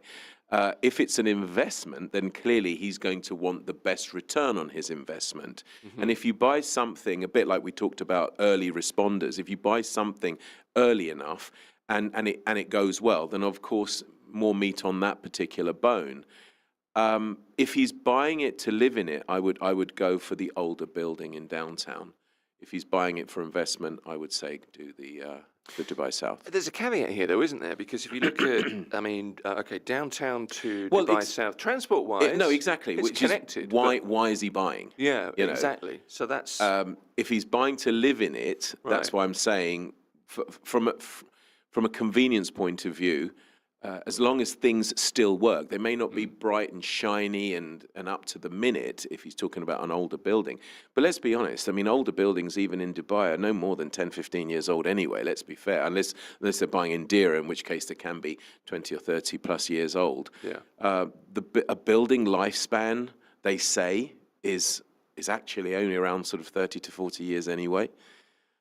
Really? Yeah, so that's a topic perhaps for another day, but it depends on the maintenance, of course. That's not to say, I mean, look, Palm Jumeirah is 20-odd years old, doesn't mean that it's going to float away down the Arabian Gulf anytime soon. Fingers crossed. Purely and simply because of the maintenance. Okay.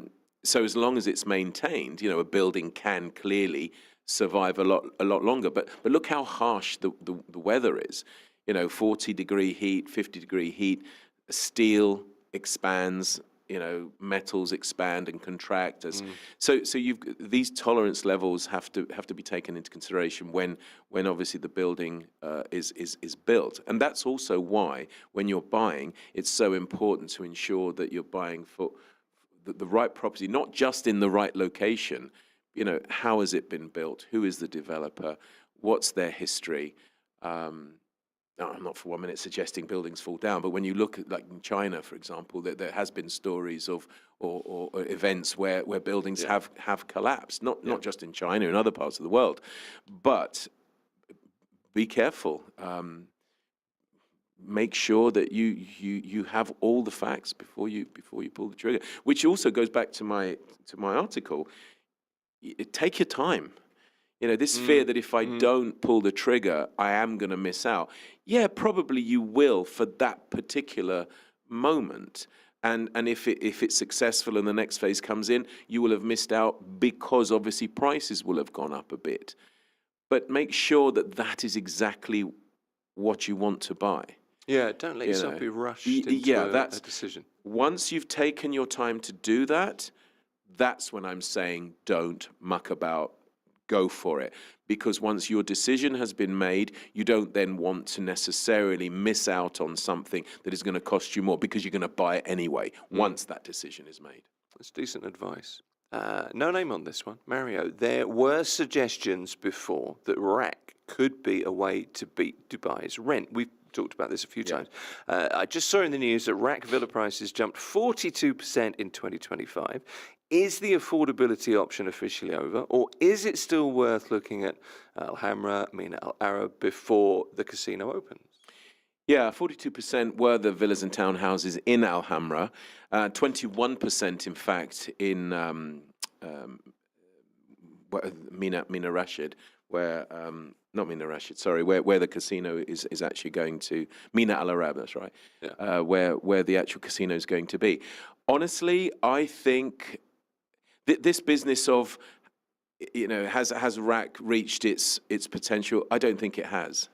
But, you ask that question to 10 people, you might get 10 different answers. Yeah. My take on it is that if you are considering Ras Al Khaimah and you think you've missed the boat, yes, of course, prices have gone up considerably over the last, 1, 2, possibly even 3 years.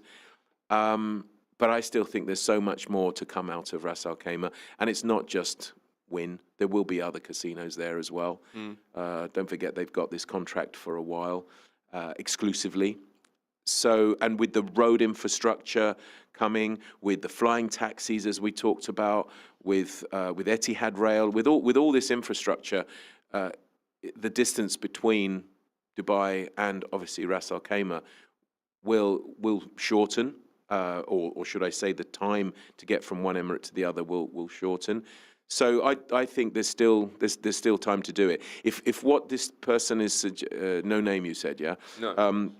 If what this person is suggesting is, perhaps living in Ras Al Khaimah for the rents, which clearly are much cheaper than Dubai, and working in Dubai, well, we don't have the flying taxis today. They are coming. The road infrastructures are improving, but they're not in place today. So as long as that commute of an hour and 15 minutes, whatever it is something that this person is willing to do until such time as those are in place, which will make life a bit easier, then I would still say look at it from a convenience point of view. But definitely I think there's more meat to the bone to come for RAC. Apparently this year, isn't it? Flying taxis, or early next year? Yeah, no, it's 2026, but you see, you don't know where. From Dubai to the Wynn, it's actually 2027. Okay. And when I say to the Wynn, literally there's going to be a vertiport or whatever. Actually, that's what it's called. A vertiport. Oh, yeah, it's such not a a great heliport. name. No. At the Wynn. I believe you. So what I'm saying is it's not today. It's coming. It's soon. 12, 24 months, something like that. Okay. You'll like this, I think. It name checks a very famous Italian brand. You're a proud Italian-British person. What is it? British-Italian? I don't know how to I can't even describe you, Mario. I'm Italian. You're Italian? Yeah, that's Just it. plain old Italian? Yeah, that's it. Italian, but brought up in Britain? Yes. Okay. Yes, yeah. Okay. And I, my wives, or should I say my wife, are British. we can edit that bit. You're going to be fine with that. No, and this is slightly more tongue-in-cheek as well. I checked is this the Torino or Tonino Lamborghini? Tonino Lamborghini. There you go, residences. It has a Lamborghini-branded kitchen. Yes, but, okay, so Tonino Lamborghini is... Could you just say that again? Because it sounds fantastic in my headphones. Tonino Lamborghini is a relative of the automobile Lamborghini, but actually they only deal with leather goods and furniture. It's not right. It's not like the Pagani development on Business Bay, who used bits of the car, for example, in the kitchen for light fittings and what have you, or dare I say, even in the Mercedes that's going to come in Bugatti, etc. So Tonino Lamborghini is quite a famous, more so I think in the Middle East. I don't actually think he's that well known in Italy, to be honest with you. Do you know what? Until I came here, I'd never even heard of Tonino Lamborghini, and I thought it was to do with the car. And until I actually met the guy, nice guy, really amiable and excitable as well on stage. Okay. Maybe that's the Italian in him. That could be. But yeah, it's to do with leather goods, pens, furniture, these kind of things. The accoutrement, I yes, suppose. Very nice, I have to say. Very nice. Right. Upmarket quality, again, but nothing to do with the car. Okay. Well, this person's asking, and it's a beautifully written text, this, I have to say to you. So I'll just read it to you. So this person's found out that this is a Lamborghini-branded kitchen. Just so I'm prepared for July, Does the stove go from 0 to 200 degrees C in 3 seconds, or should I expect it to spend 6 months of the year at the service centre because the Italian pasta boil is too temperamental to work in 50 degrees Dubai Who heat? is this person? This is Noor. Noor has got the best sense of humour. What an amazing gentleman. Or Noor is a man's name now, because I know Noor's being Noor men, can be a but it lady's can be name, a I lady know as that, well. but- Yeah, that's why I sort of put that caveat there. Look, whoever this person is, amazing question, amazing sense of humour. I'm not even going to answer it or even attempt to answer that. Brilliant. Lamborghinis are a lot Brilliant. more, I guess, less temperamental than they used to be. So hopefully your pasta boiler will be Correct, but also, I mean, look at Alfa Romeo. I mean, Alfa Romeos, I remember in England, they were called rust buckets.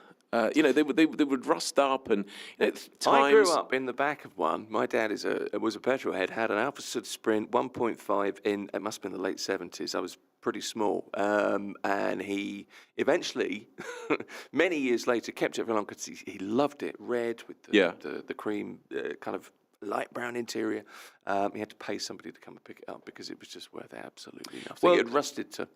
But times change. Times do change. change. The Alfa Romeos that are around now, different alloys, different metals they use, Beautiful cars. Plus, it doesn't rain here, so obviously it doesn't need to rust that much. But all I'm saying is times change. But I'm sure the Lamborghini kitchen will do what it's supposed to do. Let's hope. Yishin asks you, Mario, I'm looking at Al Yasmin and Al Zahia in Ajman for a family villa.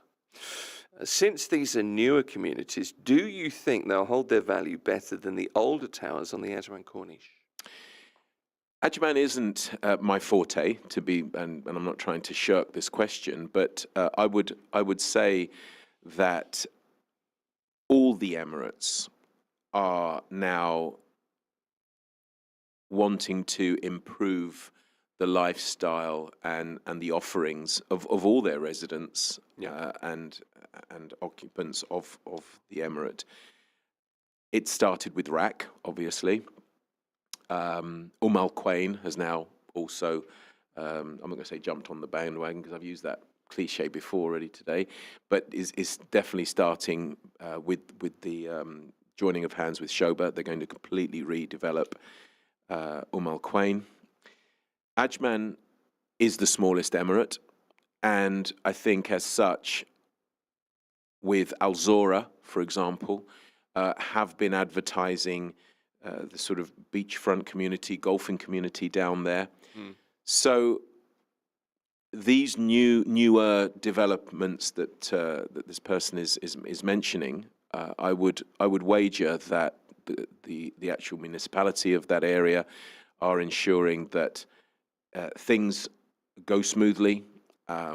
Anything that's older obviously will need more maintenance. So I think this person should be fine, and even Ajman will develop further, and it represents amazing value for money. And of course, Ajman is next to Sharjah, but before Ras Al Khaimah, so in theory, is actually closer to Dubai.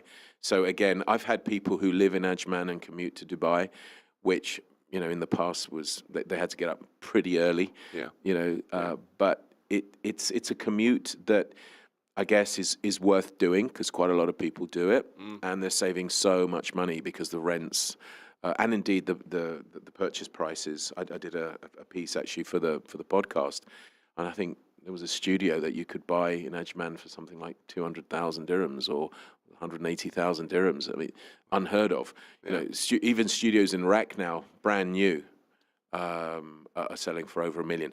Tonight, they're launching the studios in Bugatti City, in Mercedes Places. 1.2, 1.3 million. I mean, so if you can buy a studio for 200,000, it's pretty much like putting it on your credit card when you compare it to 1.3 million or whatever. So it kind of is. Value for money, amazing. Ajman is amazing. Pockets of Sharjah, the same. But Sharjah is coming up in value as well in certain, especially by the Corniche. But again, location. Certain places in these, dare I say, cheaper Emirates are still going to be pricier than the median price of that emirate because of the facilities and the view and everything, I guess, that the lifestyle will offer. Yishen, I hope that helps you. Enough of the questions today. That's where we are. I just wanted to ask you one more thing, Mario. One of the things from the article, and this is back to the FOMO article where we kind of started the conversation.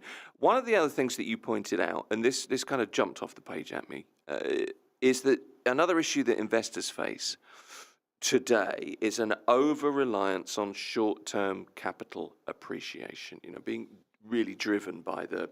Well, that was that blind optimism that I was talking about. Blind optimism. But particularly if they have to buy, if they buy to sell on quickly as well. And I think that's a really important point to make. In a market like this, which is so busy and so... I think the word was frenetic we used earlier on, and so marketing driven. I think it's worth kind of reiterating that. Yeah, look, it exists because we have seen such rapid increases in house price inflation over the last few years. I would never really advocate. I mean, they're talking about a flipping market. The word flipping is, it's like flipping burgers. You're buying it, and within a nanosecond, you're turning your burger over. So you buy a property, and hopefully, in a very short space of time, it's appreciated enough that you then want to sell it. If you're buying something, especially off plan, and that's where the flipping market is, because secondary market, it definitely needs much, much longer or longevity to hold on to it. If you're buying off plan and you don't have the money for the next, dare I say, 2 or even 3 payments, don't buy it, because it's a recipe for disaster. Look, there are probably too many people that would get burnt, and you might have the odd 1 or 2 that might get away with it. I don't know, they were lucky that they found someone else who had the FOMO, who missed out and will buy on the secondary market. Because remember, although it's an off-plan property, it's a secondary market property. Yeah. And again, all the things that will work is if the developer completely is sold out and that's the only one you can buy if that's where you want to be. But if you don't have the funds to buy, to continue with the stage payments, the payment plan, I would say at least 2, maybe even more than that, 2, 3, which, is still only probably anything from 1 to 2 quarters, then don't buy it. And if you do, well, woe betide you, because then nobody knows what's going to happen. And especially if you're wanting to have a certain percentage increase in your head, because don't forget, there's obviously costs. There's 4%, for example, for the transfer fee. Transfer fee, the accrued costs as well. So immediately the property has to appreciate more than 4% for you to get your money back and come and start coming out with it. So even for flipping, I would say an absolute rock bottom 6 month, but at least a year, hold on to it. And that, that could be several payments on the payment plan. If you have these payment plans where literally it's 20% down and 80% on completion, on handover, which is very investor friendly. Not so many of those around, to be very honest with you. I have seen a few 30-70s. Then you have obviously a little bit more time. But like I say, you've got to manage your risk. Dubai is amazing in what it's given to people, but not every investment is that golden egg from a golden goose. And that's also what the article says. By all means, have that FOMO if everything that you're considering is in that particular project. Yeah. So if you've missed out, there'll be another phase. It'll cost you a bit more. So technically, you won't miss out. What you will have missed out on is the early pricing. Let's put it that way. Right. But there are too many anomalies out there, and that's also why I say to people, take your time to decide. But once that decision is made, then go for it. I always appreciate you sharing your knowledge, Mario. It's always good to have you in the studio. Mario Volpi, Senior VP, Investment Advisory, Allegiance Real Estate. Thank you again for your time.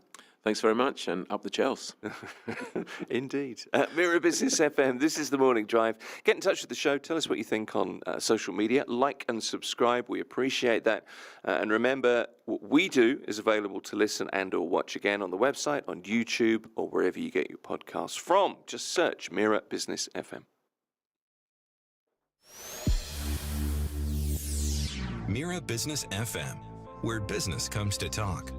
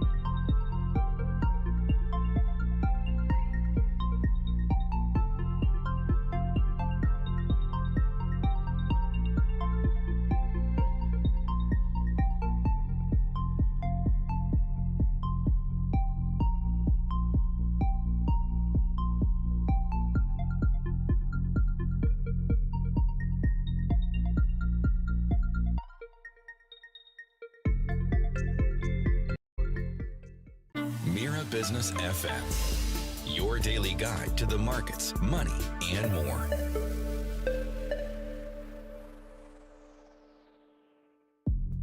It's the morning drive at Mira Business FM. I'm Tim Elliott, and next up, let me just paint a picture for you. You are heading into the office. Maybe you've got a meeting in a gated community later on, or you're maybe dropping the kids at a friend's house, a friend's villa. We all know the drill. The windows goes down, the Emirates ID comes out, the security guard writes down your phone number, takes your vital statistics and an option on your firstborn child, and then lets you through the barrier. Now, our next guest is trying to delete that entire process. He's one of the minds behind a platform that will be known as My Gate Pass, which is perhaps about to become your new best friend at security barriers across the Emirates. That's the hope. Yahya Kabara is the COO. It's good to have you here. Thank you very much, Tim. Good, very Pleasure nice to to be here. see you. Thank you. So I should be absolutely transparent and come clean. We know each other. We actually met. When did you move into where you are now? February this year? February, like it's 2025. It's nearly 12 months. Okay, so when you came to see where you live now, you were looking for a parking space, and there was a parking space right outside where I live. We live opposite one another, is the point now.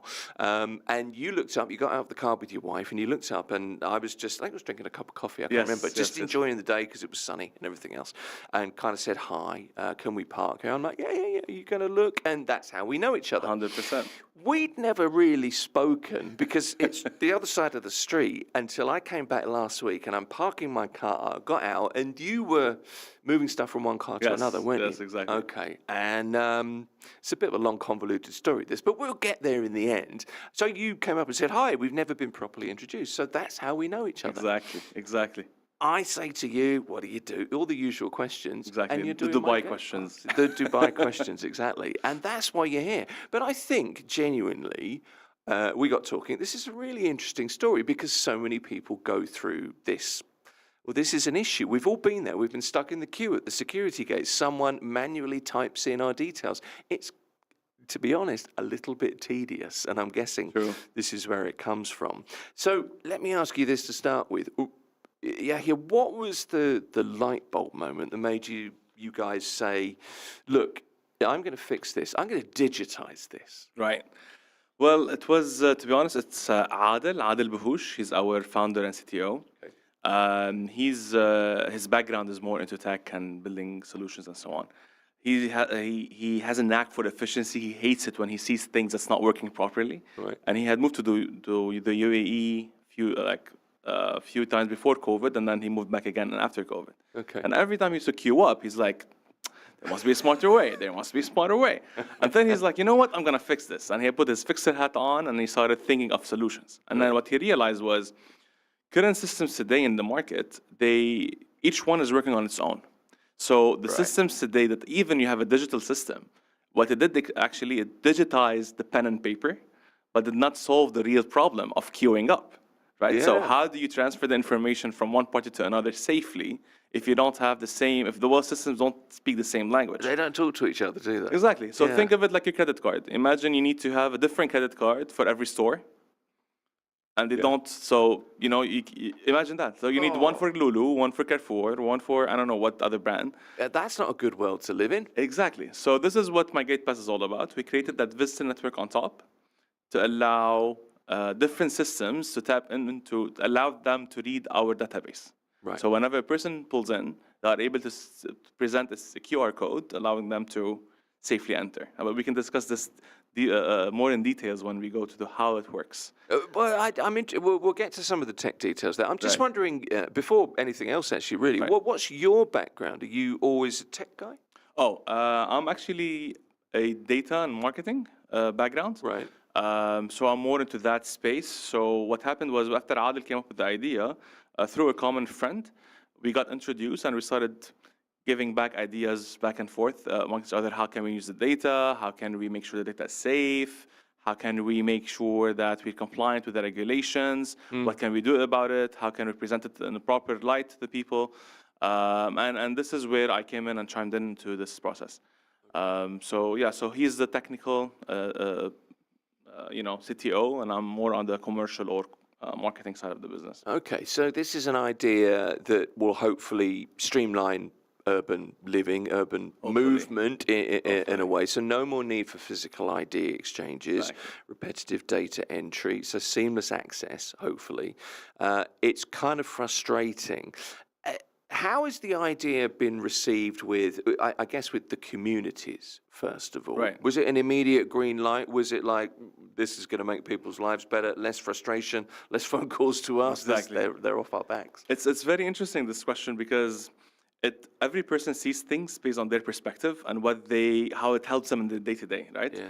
So when I go talk to a facility manager or a building manager on their level, they're like, so basically you're another visitor management system.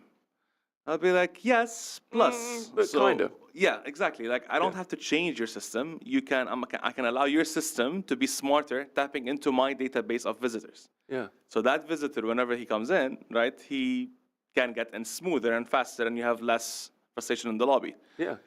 Some people, believe it or not, they're like, I don't care, they can wait. But when I go talk to the C-level, You got my exactly. backup. So when I go talk to a C-level person or mid to high level within those companies, they be like, this is very good. This is something that we want to have. Yeah. It's not only about the easiness or the efficiency that we are able to create in the lobby, but also the data that we're able to provide for those management on top, understanding who is coming to their building properly, their backgrounds, when is the bottleneck happening, what can we do about it, and AI analyzing all this data on the go. They don't have to wait for weeks on time until they get some manual reports telling them what's happening, when, and where. It's real time, isn't it? It's real-time data. They are able to pull up this information on the spot and make decisions based on proper data, and not just like, oh, what did the guy say at the lobby, right? With all due respect to everyone, but you know what I mean. You know, like a lot of the times we'll be like, what's happening there? Oh, let me ask this guy. And then he calls up and the guy doesn't have a system. He's like, yeah, maybe last night at 3 p.m. something this happened. Whatever. So you never have a proper data-backed answer. I mean, those are real scenarios, obviously. Exactly. I mean, that's what's happening. The other side of this is, in lots of the communities, you need access to, obviously, residents, and you need access to, I don't know, the water delivery company. You need access to 100%. Supermarkets, to the delivery drivers, but you need to know who these people are. Privacy is a big thing. We're handing over IDs at a gate now. We don't really know who sees that data, takes that data down, keeps the phone numbers, for example. So how would my gate pass protect user privacy differently? Or how does that work? Perfect. So exactly like you mentioned, and this is, I'm going to answer part of your question with another question. Okay. So you answered it. You questioned it right. How do we know today where our data is ending up? Who is owning this data? I'm in a blue book at loads of communities over the years, dropping kids with families. I don't know who's got my number. Exactly. Yeah. And then you end up receiving random phone calls selling you random stuff. You know, like, how do you get my number? I had a picture from somebody in Tanzania the other day offering services I did not want any part. Exactly. But these things happen, don't they? So basically what your question is that what are we replacing that current inefficiency and loss, or the data not being utilized, or the safe use of data today that we currently have with my gate pass? So first of all, my gate pass, at least now we know from a company perspective, and at the same time for you know who holds your data. Yes. You are able from the app, from my gate pass app, to can view your history, and you are able to see where you've been through what. Okay. So that's one. Good. You are able to delete your account because we are GDPR compliant, and we are something called ISO 27001, which is procedures and regulations around data privacy and how we manage this data. So GDPR is like the European General Protection Data That's the laws. EU directive. Yeah, the isn't EU, it? 100%. Yeah. And this is like the most stringent law around the globe. Yep. The PDPL, which is the local laws of the UAE around privacy, is also taken from, or somehow very similar, let's put it this way, to the GDPR. And we also, by default, when we follow GDPR, we are following the local PDPL. the local laws. It's called PDPL. I'm with you. Okay. So okay. that means all of the data that we have, that we collect, will be stored for the UAE, will be stored in the UAE, and we're following the procedures to make sure everyone's data is properly secure and available. Okay. In the event a client or a building wants to collect this data, there's another story altogether. We haven't got to that level yet in our startup journey, but we thought of it, and then we have some kind of solutions to it, and we will only do it if someone is also GDPR compliant and they have their own regulations in place. Okay, so that's kind of the compliance chain, I suppose. Right. Let's look at the user experience. If I'm visiting a friend in a gated community in a compound, Right. and they, my gate pass is the way we visit one another. What does that look like for me in my phone, and how does it work? Do I just hold the app up and they scan Definitely. it? Is that That's it. You Simple as just that. scroll up, and then they ask you Okay. my gate pass. You open up a new QR code. So the QR code is dynamic. yeah? It generates every certain seconds. Okay. So you cannot screenshot as well. You cannot send it to someone. So it's very specific and secure to every person details. That was my next question. Here you go. I'm jumping So you in. got there. So and if you don't have my gate pass, when you Right. download the app, you can register. We've done integration with UAE Pass. Okay, interesting. Right. So if you're a resident and you are using UAE Pass, you Yeah. are able to register through UAE Pass.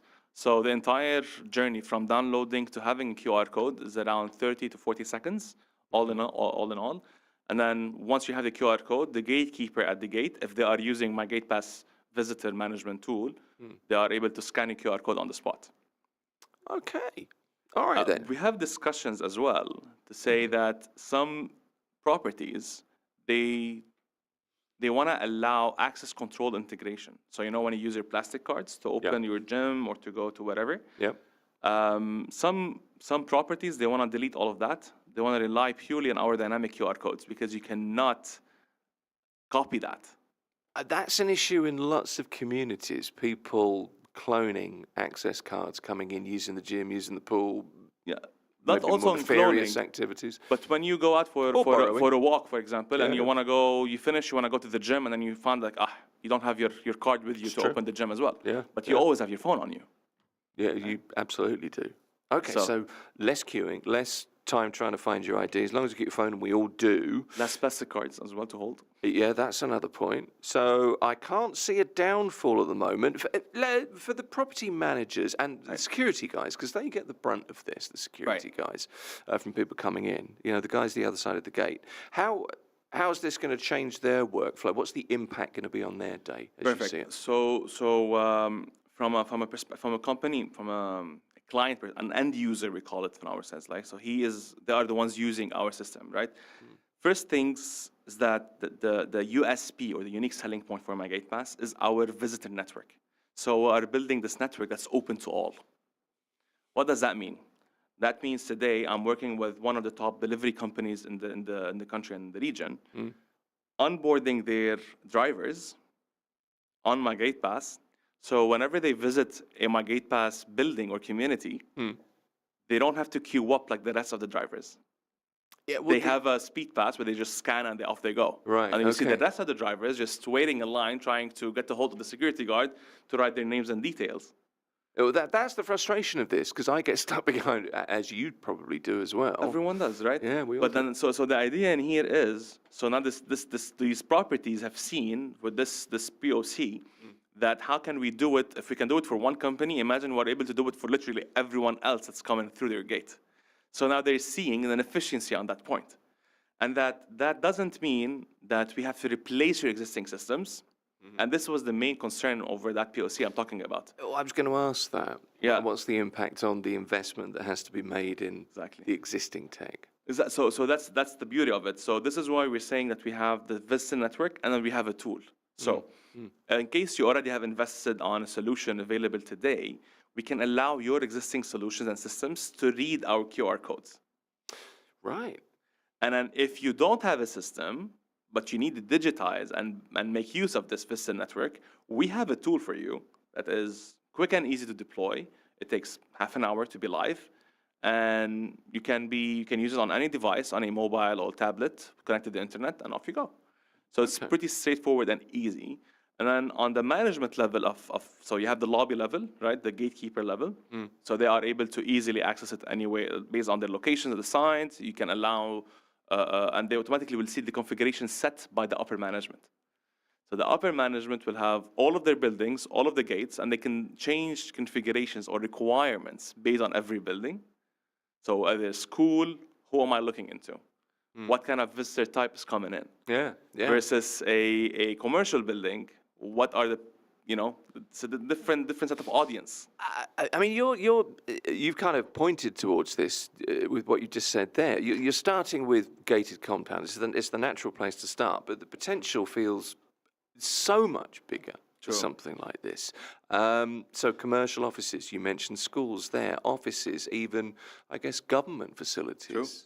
So if you had an appointment, I don't know, you're getting a new driving license appointment, door, in you go. There's a real control, but a natural flow to the control of the people that access the queues in the system. Because, queues are tedious things at the best of times. True. I mean, we are currently live in commercial offices. We are live in residential buildings. We are live in industrial parks. We are live. We had a POC in a school at some point. It was successful, but the schools, they have a time, financial, whatever. Their fiscal year is different, the budgeting and so on. Yep. And then now we're onboarding as well construction sites and hotels. Okay. Which is going to happen next week, or actually tomorrow we have a kickoff meeting. So we are already trying to create value per vertical as we move forward, because the requirements per vertical change massively. And then this is exactly what we do. So for example, in the commercial offices, one building or one client, he asks for an Outlook integration. So whenever he receives people in, he sends them an Outlook invite. The gatekeeper down automatically knows that this person is expected to meet this employee at this time. Right. Less friction, and he knows these many people are coming in. Yeah. How easy was that to integrate?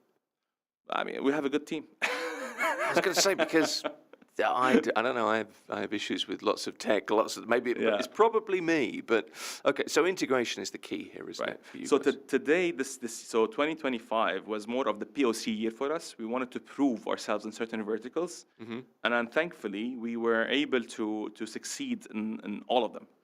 Now, in 2026, this is the year where we're actually growing. We still have a lot of more features in our pipeline, a lot of things we need to do, a lot of more integrations we need to go through, access control, fire systems, whatever it is. But this is where we want to go, okay, now we're ready, we've proven ourselves. Let's go make your life easier and the life of your visitors easier as well. Okay, how are you guys going to drive revenue from this? Is it a subscription model? How does it? So it's a subscription model, as you mentioned, and this is another bottleneck. So most systems, similar systems, the visitor management system tool, are perpetual. You don't like nothing's bottlenecks, perpetual do in you? this life. Now you have your diet, you get your food on a subscription base. Like, it doesn't make sense, right? So the whole world is shifting towards that. However, the idea of our network, right, the visitor network database, is constantly changing and getting bigger and smaller. Right? With that being said, this is what your SaaS subscription is for, and plus the added features and the requirements or any support that you require for our tool, if you get the tool. So this is the two different line streams basically. Okay. Final question for you. We're nearly out of time, and it's the what's next question, really.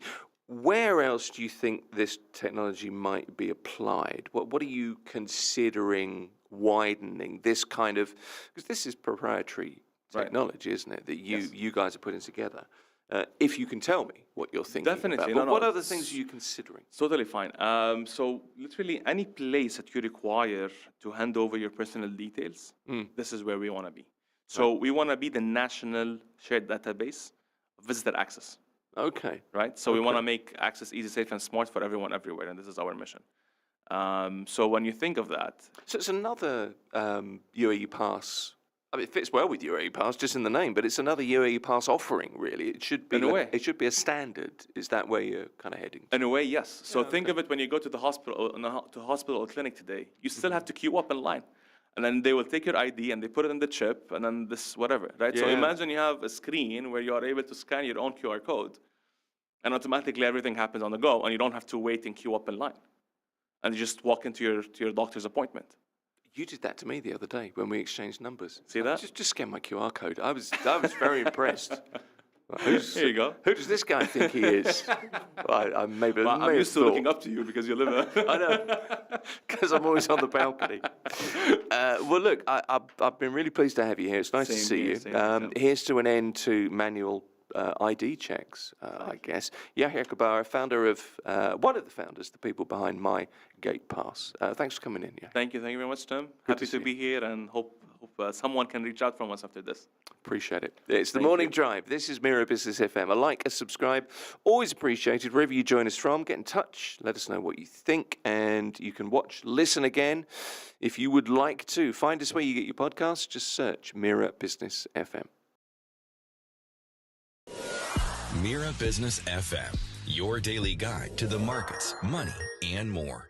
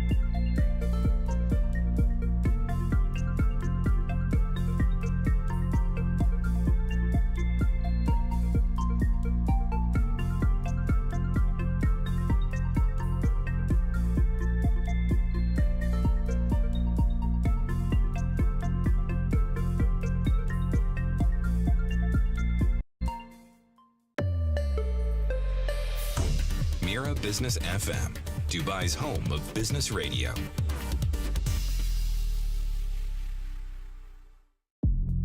This is the morning drive. It is here at Mira Business FM. For some reason, I wandered off there for a moment. My name's Tim Elliott, one of the biggest global gatherings in security, safety and fire protection. Intersec 2026 on this week at the Dubai World Trade Center.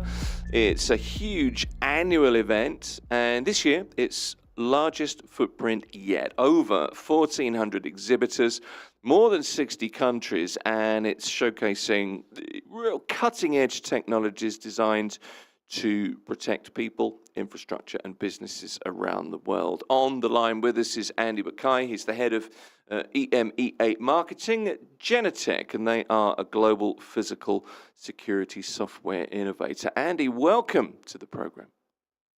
Hi, Tim. Great to be here. It's good to have you on. Just let me refer to a press release, Andy. Dubai's global security stage ignites innovation. Genetec leads the charge in unified physical security. So, busy time for you, lots going on. Let's start with the importance of Intersec for you guys and for the global security industry this year. Yes, certainly. I think as you said on the outset, the size of the show shows fundamentally how important it is to the market.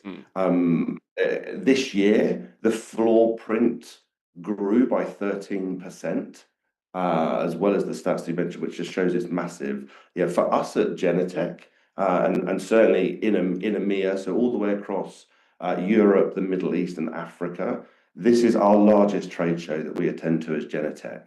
We hope and see and interact with our system integrators and most importantly our end users in this region, and we interact with over 1,000 people that come through our booth and stand. So it's super important to us to be here every year.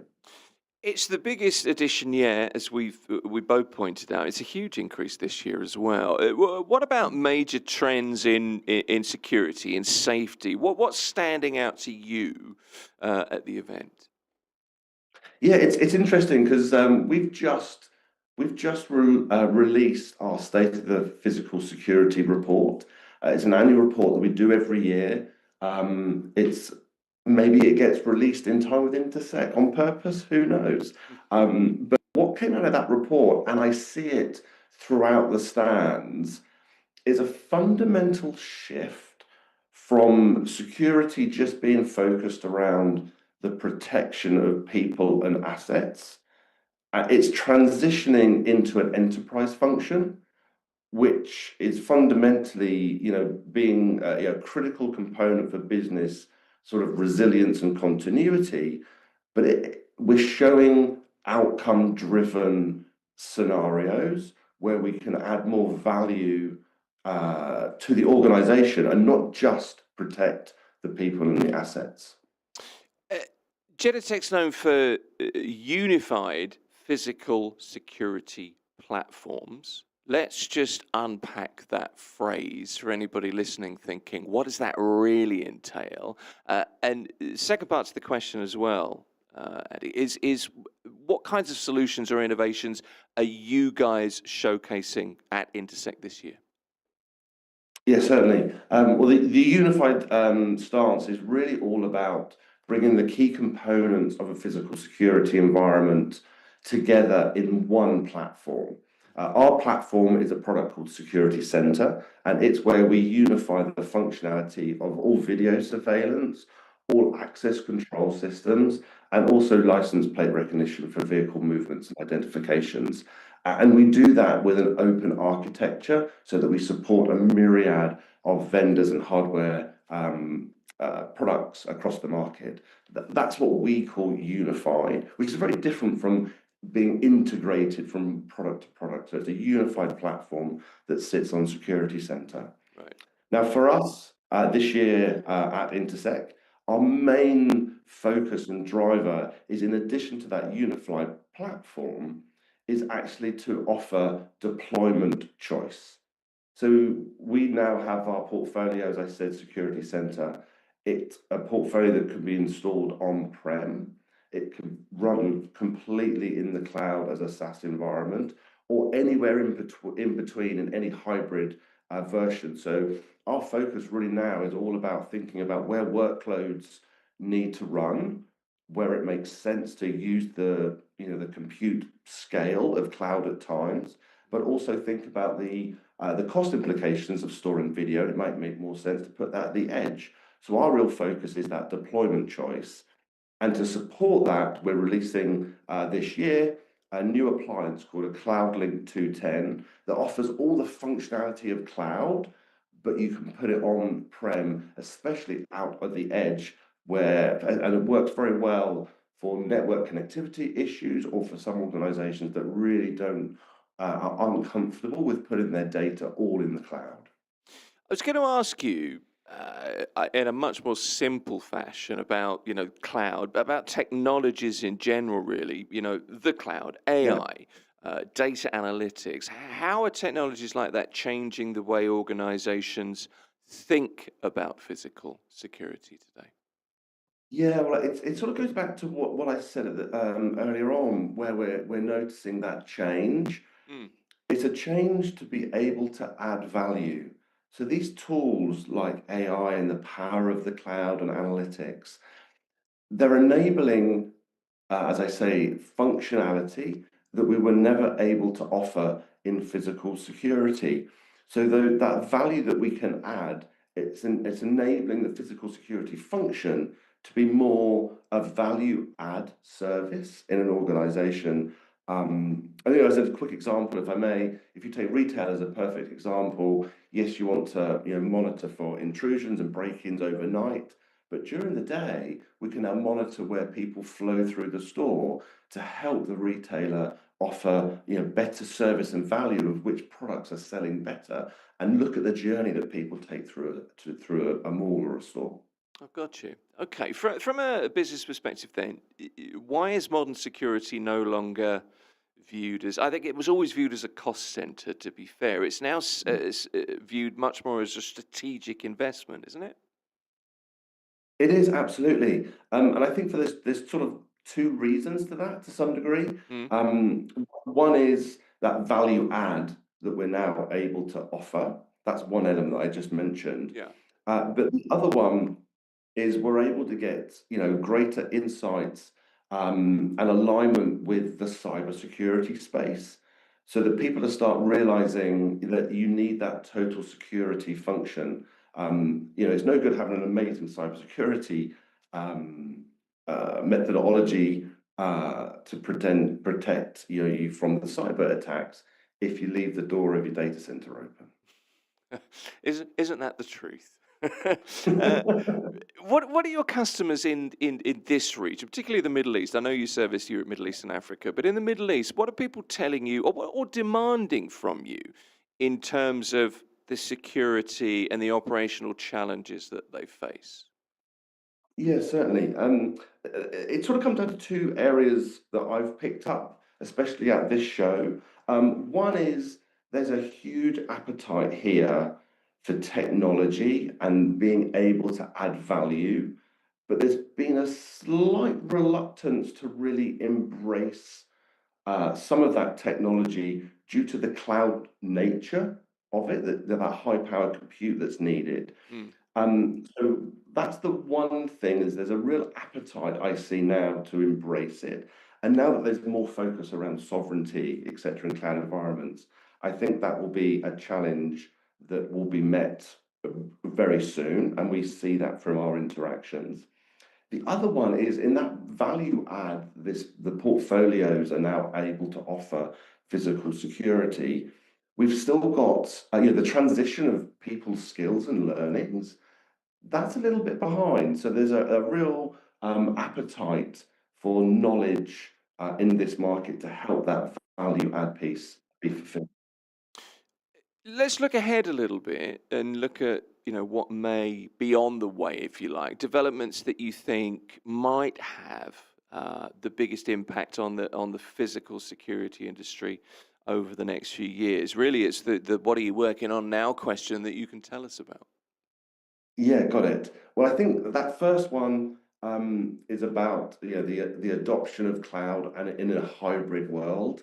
I think that's a future that will happen really quickly here in the Middle East. As I say, the adoption slightly slower versus other countries, but I see it's going to massively pick up. The second point that I think will come in the next year or two is a real tighter alignment with cybersecurity.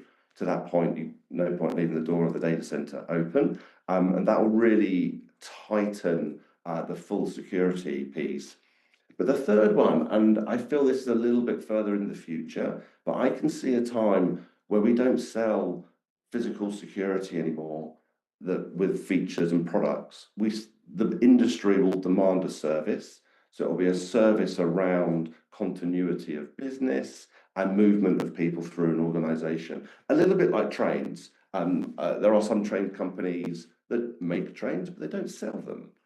They sell a service to move people from A to B with SLAs around that. And I can see this industry going into that sort of managed service space. That's interesting. Final question for you. The one takeaway you would like visitors to your stand at Intersec to take away, but also what would you like anybody listening to this, watching this to take away as well? Yeah, of course. Thanks, Tim. I think embrace change. Embrace the change. There's a lot of technology available, a lot of tools available. Accept it, align with it, understand that transition to be value adding in your organization so that you're not that cost center, you're becoming a critical component to business continuity and value add of a business. I think that's super, super critically important, and I recommend all your viewers and listeners to take note of that. And the second one is, come and visit our stand if you're here at Intersec. Today's the last day, so you've got until 6 o'clock tonight to get there. And then thirdly, visit our website, genetec.com, and download your free copy of the State of Physical Security Survey. As I mentioned, it's issue 6, and it's just been released. Just in time for Intersec as well. How about that? What a surprise. Andy Mackay, head of EMEA marketing at Genetec. Great to have you on the show. Thanks, Andy. Thank you, Tim. Been great being here. Thank you. Appreciate it. Mira Business FM, this is the Morning Drive. Get in touch with the show. Tell us what you think across social media. If you would like to, like and subscribe. Always appreciated. And remember, what we do is available to listen and or watch again on the website, YouTube, wherever you get your podcasts from. All you need to do is look for Mira Business FM.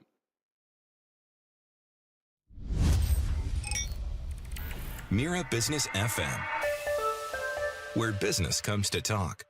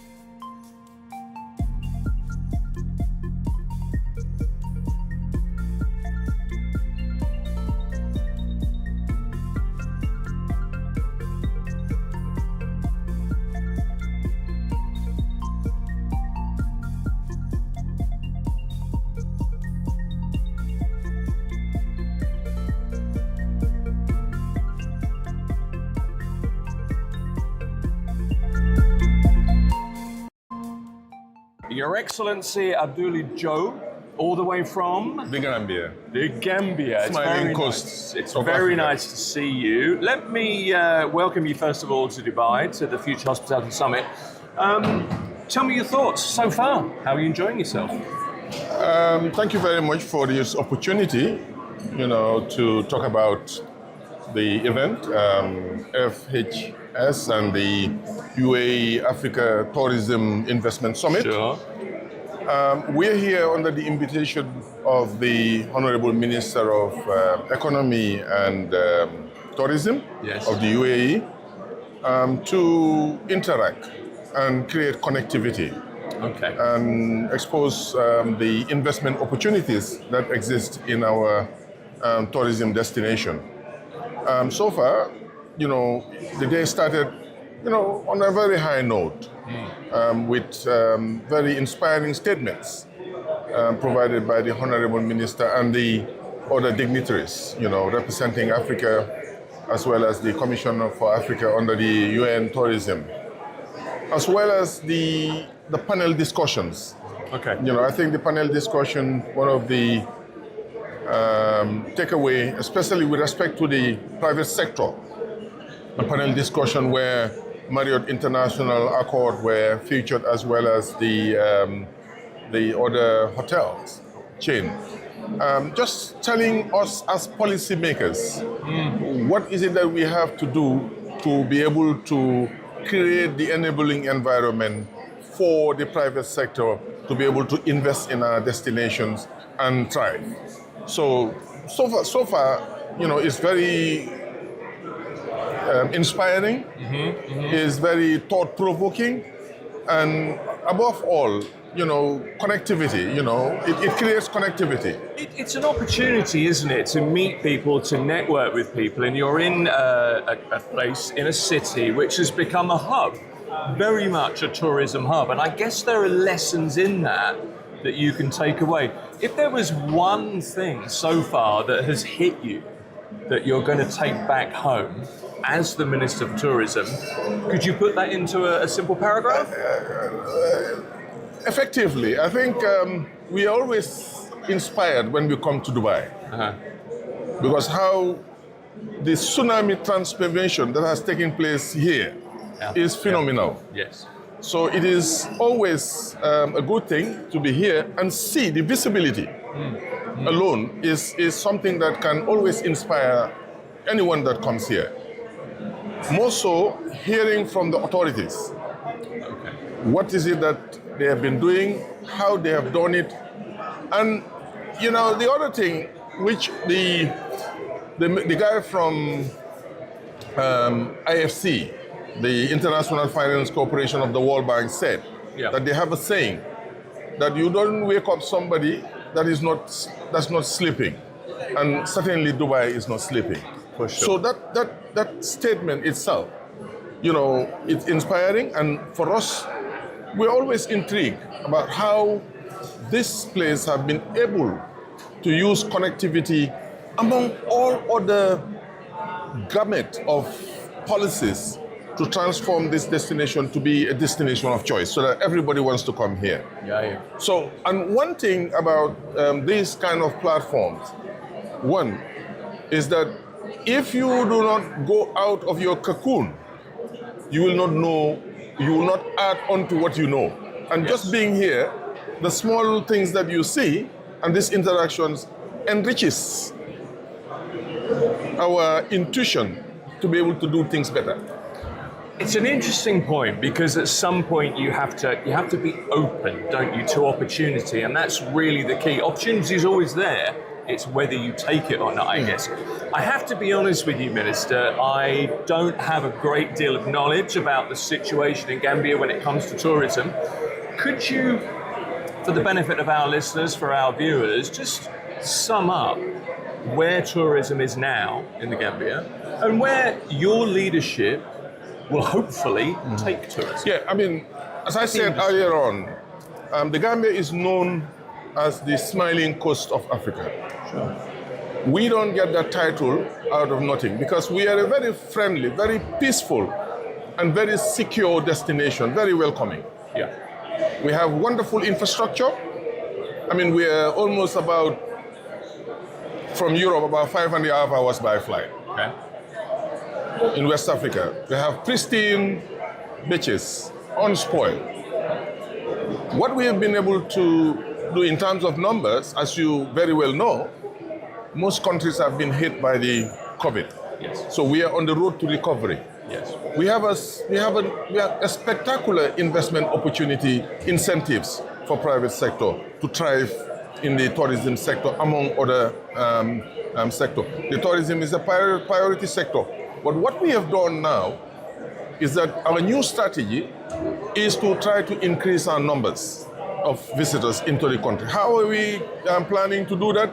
We're doing that in partnership, collaborative partnership with the private sector. Okay. To make sure that the private sector takes the lead. And our role as a government, in terms of policies, in terms of regulation, becomes facilitatory rather than being commanding. So, and we believe that with this new strategy, in terms of new approach that we are leveraging on, in terms of digital marketing, is something that we believe will provide more visibility for more people to come into the Gambia and create that number increase that we're looking for. In terms of numbers, if I can pin you down slightly, what are you looking to go from? What's the basic? Currently, for example, pre-COVID was about 200 and something thousand. Okay. So we are aiming to get to 1 million. Okay. Yes. And Is it there requires a time frame for that? We have a track strategy. A tourism policy and strategy goes from 2023 to 2032. Okay. So we are working on that. What could a tourist expect in the Gambia? What do people look for when they come to the country now? The beach, cultural tourism, okay, heritage. We have a amazing river that you can cruise and see hippos and see, dolphins interact. It's the best thing that you can have anywhere in the world. I just want to make a point with you there. When I was a child, my father worked in Cameroon, not a million miles away from the Gambia. So I have great memories as a 10, 11-year-old boy in Africa and the experiences that I had. And what's interesting there is you frame yourself as the smiling nation, and that, I think, for me, as a young boy, is probably my overriding memory of Cameroon. Clearly a completely different country, but it was all about the people for me. And I think that's a really undervalued, in many cases in tourism, that's an undervalued resource, isn't it? Yeah, as somebody said earlier on, we're not just relying on tourism on a seasonal basis. Right. We're looking at tourism as an engine of growth. And if you're selling a garment, you go do a window shopping in M&S, or you go to Primark. Sure. If it is not well dressed and presented, you will never buy it. It's a good point. Behind it is a quality as well. Yeah. You look at those things. What you see in the Gambia, in terms of the smile, in terms of the friendliness, in terms of accommodating visitors, is really what you get when you get to the Gambia. And that's why in the country, we continue to have repeaters from the UK, we have repeaters from the Netherlands, from Belgium. In fact, the tourism was started by the Scandinavians. But because of some shift, we are trying to bring back the Scandinavians as well as the Germans with FTI, because FTI collapsed and all that. So it's a mixture. And we are also relying on, wellness tourism. Okay. As well as, tapping on our diasporans in the US through the Roots Homecoming Festival. You've heard about Alex Haley, when you were young, the Roots. Yes. You understand? Yes. So that is something that originated from the Gambia. Okay, that I didn't know. Yes, it is from the Gambia, and we are trying to rebrand it. Okay. To make sure that there is greater awareness of the cultural heritage of the Gambia. This is the thing, isn't it? It is, when it comes to destinations, I was talking to somebody earlier today and I said, look, 30 years ago, Abu Dhabi, for lots of British tourists, is that in Wales? We don't know quite where that is. Nowadays, Dubai, Abu Dhabi, Ras Al Khaimah to an extent, where we are now in the United Arab Emirates are international destinations, and they hold I think it's fair to say they hold a position in tourism and hospitality. And I guess you're on that journey. Absolutely. Absolutely. It's an issue of, in here, they have God-given natural resources. Yes. And they've been able to harness that. Yes. Beyond the oil into the human capital and build the capacities of the people, diversification. And that is exactly what we are doing in the Gambia. We have a project which is funded by the World Bank called the Tourism Diversification and Resilience Project. Climate friendly, sustainability, inclusiveness, stakeholder participation, all of it is part of it. Because today, people are not just going into hotels, going to the beach, they want to see the culture. They want to see nature. Sure. Yeah. And interact. And these are all the things that we're building up. And we are hopeful that learning from Dubai, what they have been able to do, UAE, others, we will be able to move on a fly path, cruising altitude. I like it. Moving northwards. Well, look, I wish you all the best at the Thank you, summit Tim. with the connectivity. His Excellency Thank you. Abdullah Joe, Minister of Tourism, Arts and Culture from the Gambia. Thank you very much. It was a pleasure. Pleasure to meet you. You've been given this opportunity, and we hope we'll have an opportunity to meet again.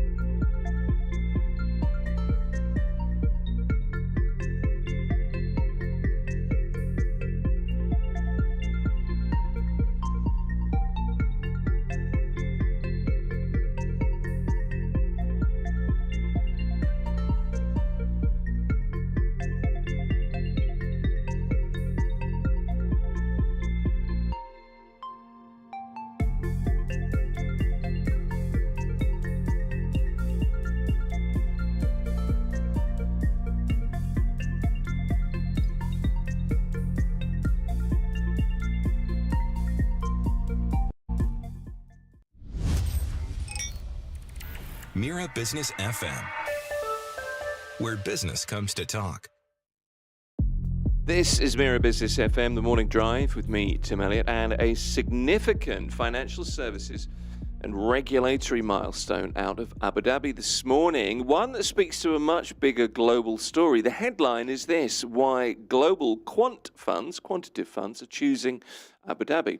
Primrose Capital Management is a quantitative asset manager. They've now secured a full financial services permission from the ADGM Financial Services Regulatory Authority, moving from in-principle approval to full authorization. And it reflects how the ADGM and the UAE more broadly are increasingly being treated not as regional satellites, but as a serious global center for capital, for regulation and cross-border market infrastructure.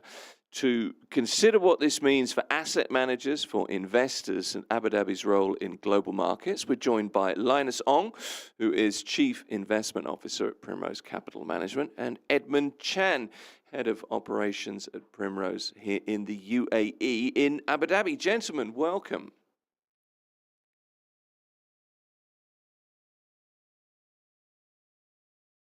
Good morning.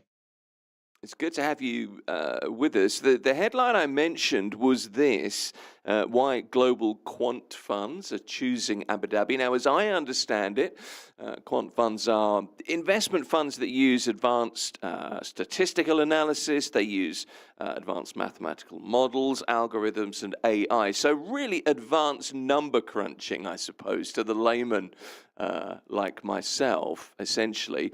So that's better, I guess, Edmund, than humans and all our emotions and foibles that conspire to cloud our judgment, isn't it?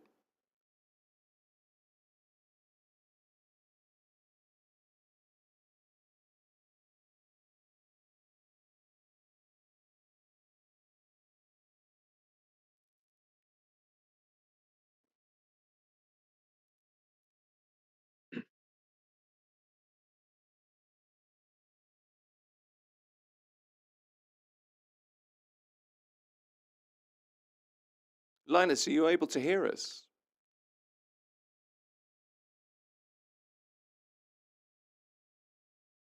You are. I think maybe I'll repeat the first question for you. I was just talking about quantitative funds. They're investment funds that use advanced analysis, statistically, mathematical models, algorithms, and AI. Advanced number crunching was how I put it for the layman like myself. A much better way to do it is my question than humans with our emotions and you know, all of that stuff that clouds our better judgment.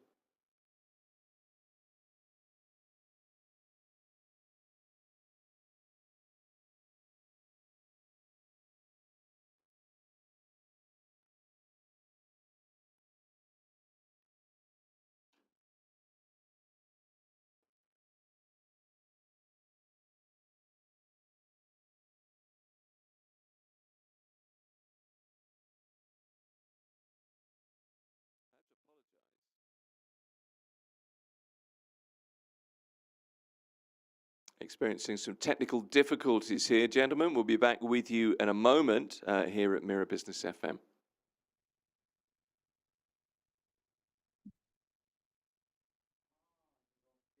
I have no problem hearing Linus.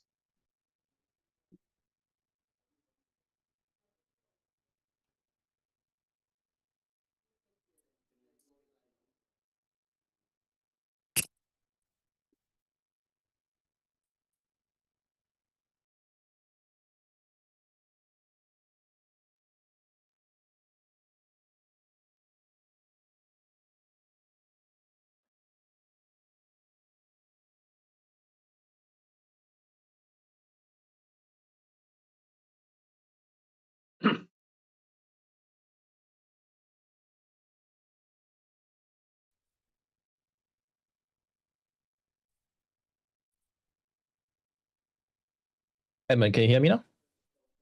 Yes, I can hear you.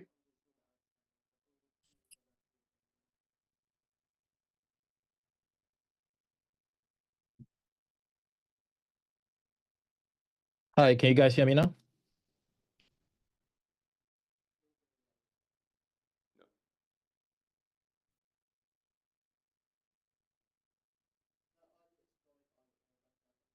Hello.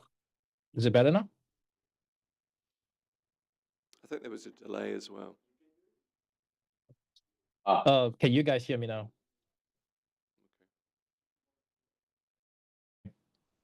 Unfortunately, I'm not sure if you can hear us, Linus Yes, I or can hear you. Edmund. I apologise. There's a technical Zoom issue here for some reason. We're trying to rectify that.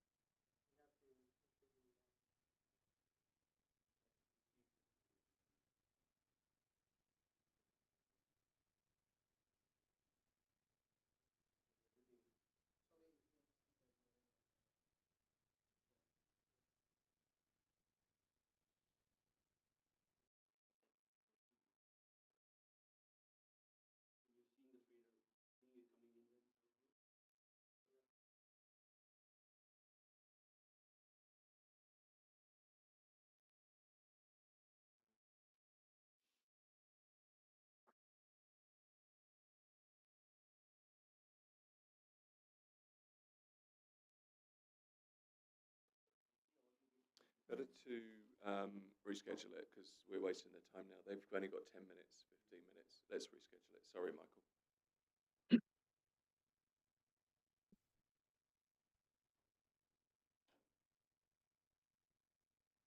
Yes, I'm also traveling at the moment. Maybe the next one I will have much better facilities for the sound and video.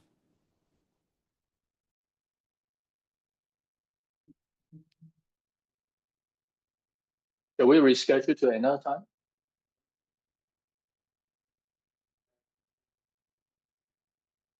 Yeah. Okay. Yes, let's reschedule it. I will have better facilities. I'm traveling at the moment. No worries. No worries. Thanks. Cheers. Thank you. Bye. Bye.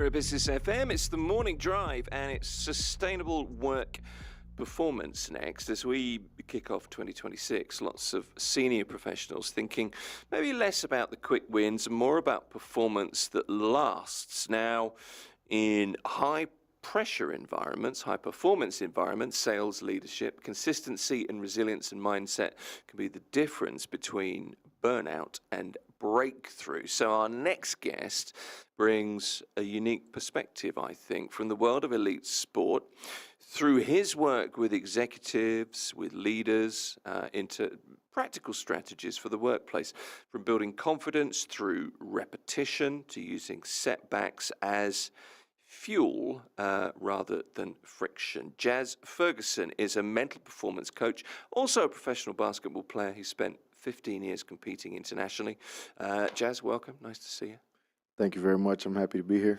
It's good to have you here. You are still competing, of course. I shouldn't just say 15 years of competition. You were raised in Louisville, Kentucky. You've played basketball professionally. There's a long list here: Italy, Greece, France, Australia, now the Middle East. So I want to start there, really.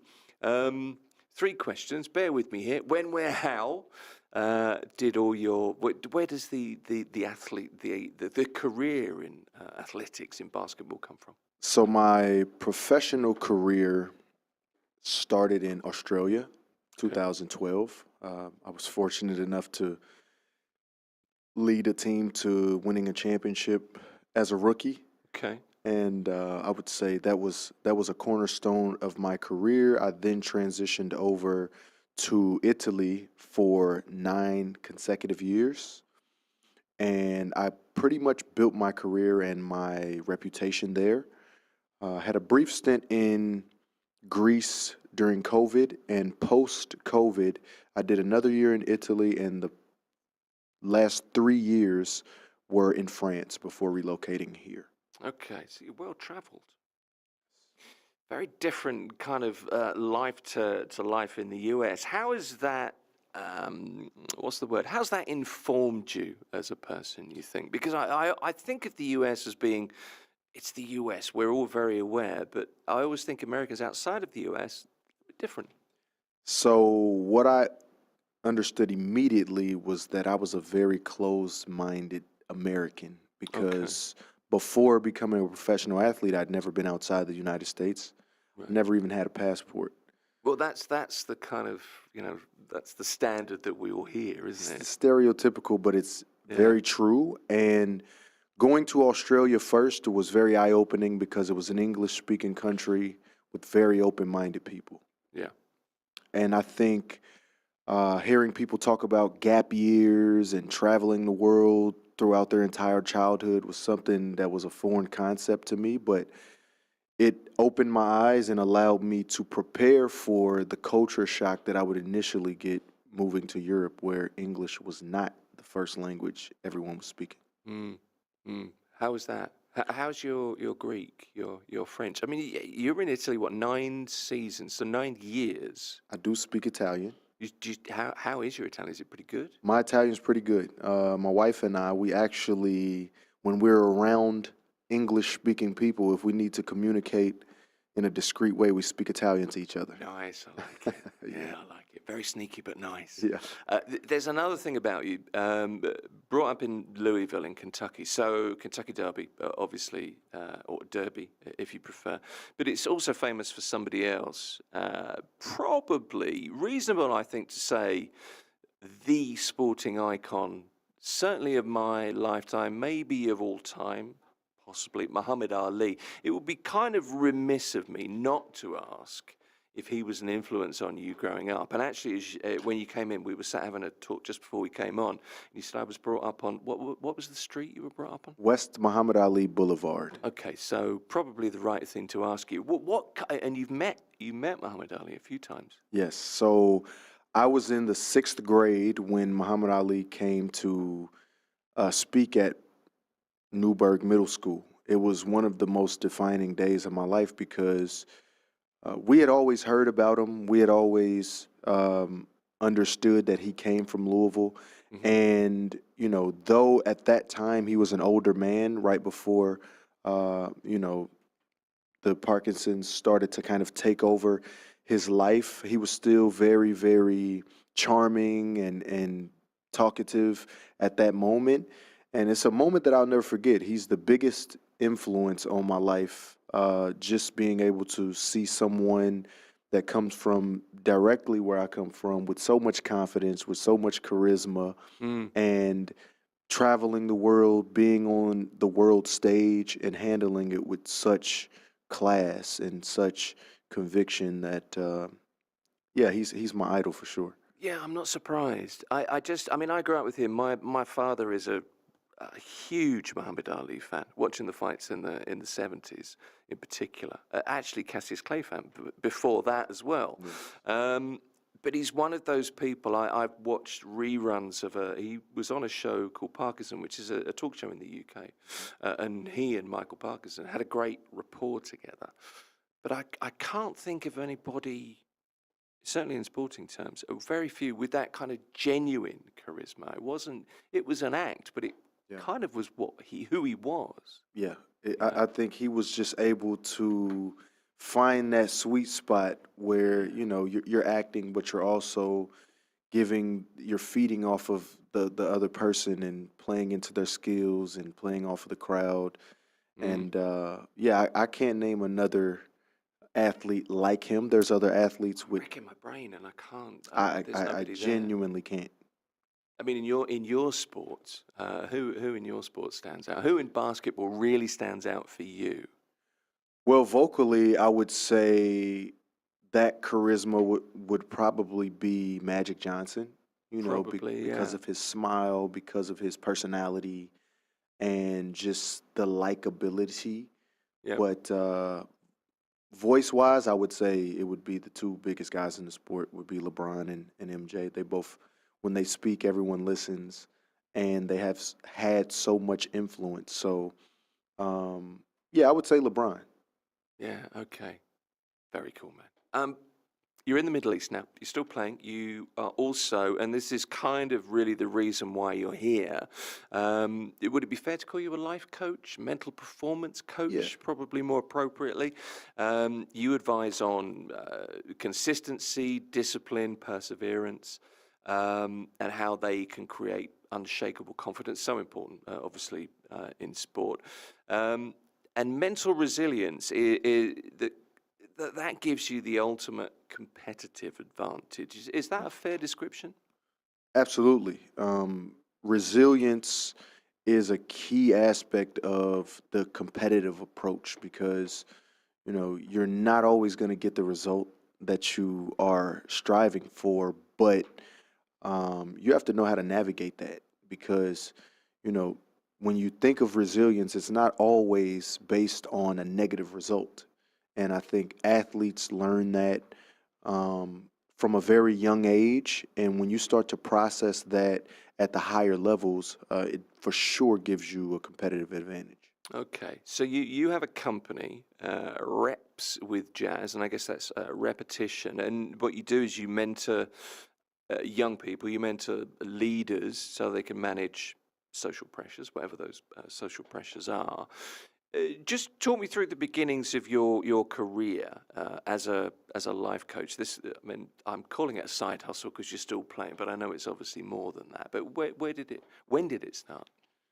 So I read a book called Think Like a Monk a few years ago, let's say 3 years ago. And when I started to shape some of the strengths that I already had in my personality, which were discipline, which were consistency and drive and relentlessness, this book started to help me kind of nurture those skills and create a system for myself that I knew that I could help other people apply to their lives because I've always been the guy that's been the bridge between the older athlete and the younger athlete and being able to connect the two worlds because, you know, it's a very, very different mindset. And I would say it started with mentorship on the court with the younger athletes and bridging the gap. And then going and gaining my certification through Jay Shetty Certification School. And what changed my life really was throughout the course. Everyone that was taking the course during the time that I was in the course would always say things to me like, I wish I could bottle up your mind and sell it. I wish I could have the work ethic and discipline that you have. And it really just reassured me that my mind and the way that I've always approached my process was something that was of expert level. It's not something that has given that I developed in the last 2 or 3 years, because I'm not that tall, so my competitive advantage has always been my mind. Being able to build that out as a system and apply it in different spaces is what basically my company. I mean, they say that about the truly great sports people. If you're, I mean, in basketball, classically, you're 7 feet tall is obviously an advantage, but the truly great players in any sport really are the young players that do really well and contribute to the team. And then as they get older, not as fast as they were, not as tall as they could be, whatever it would be, but really think about what and have that kind of mental advantage. Yes. You've mentioned a couple of things there, discipline and work ethic a couple of times. Clearly, quality is really important in the workplace. Fine. Where does yours come from? Is that something you've learned? Is it passed down through family? It was something that was developed through comparison, honestly. I had a few friends in my childhood they developed really quickly, and I would always look back and realize that they liked the game because they were born with the size and the talent. I loved the game. And them being better than me at 12 and 13 years old created this measuring stick for me that allowed me to start a routine of waking up, doing 100 push-ups in the morning, doing 100 sit-ups before I went and caught the school bus, then working on my ball handling and my shooting. Once I started to see very small, tangible results, I became obsessed with this process. And this obsession allowed me to go to heights that I didn't even imagine in the beginning.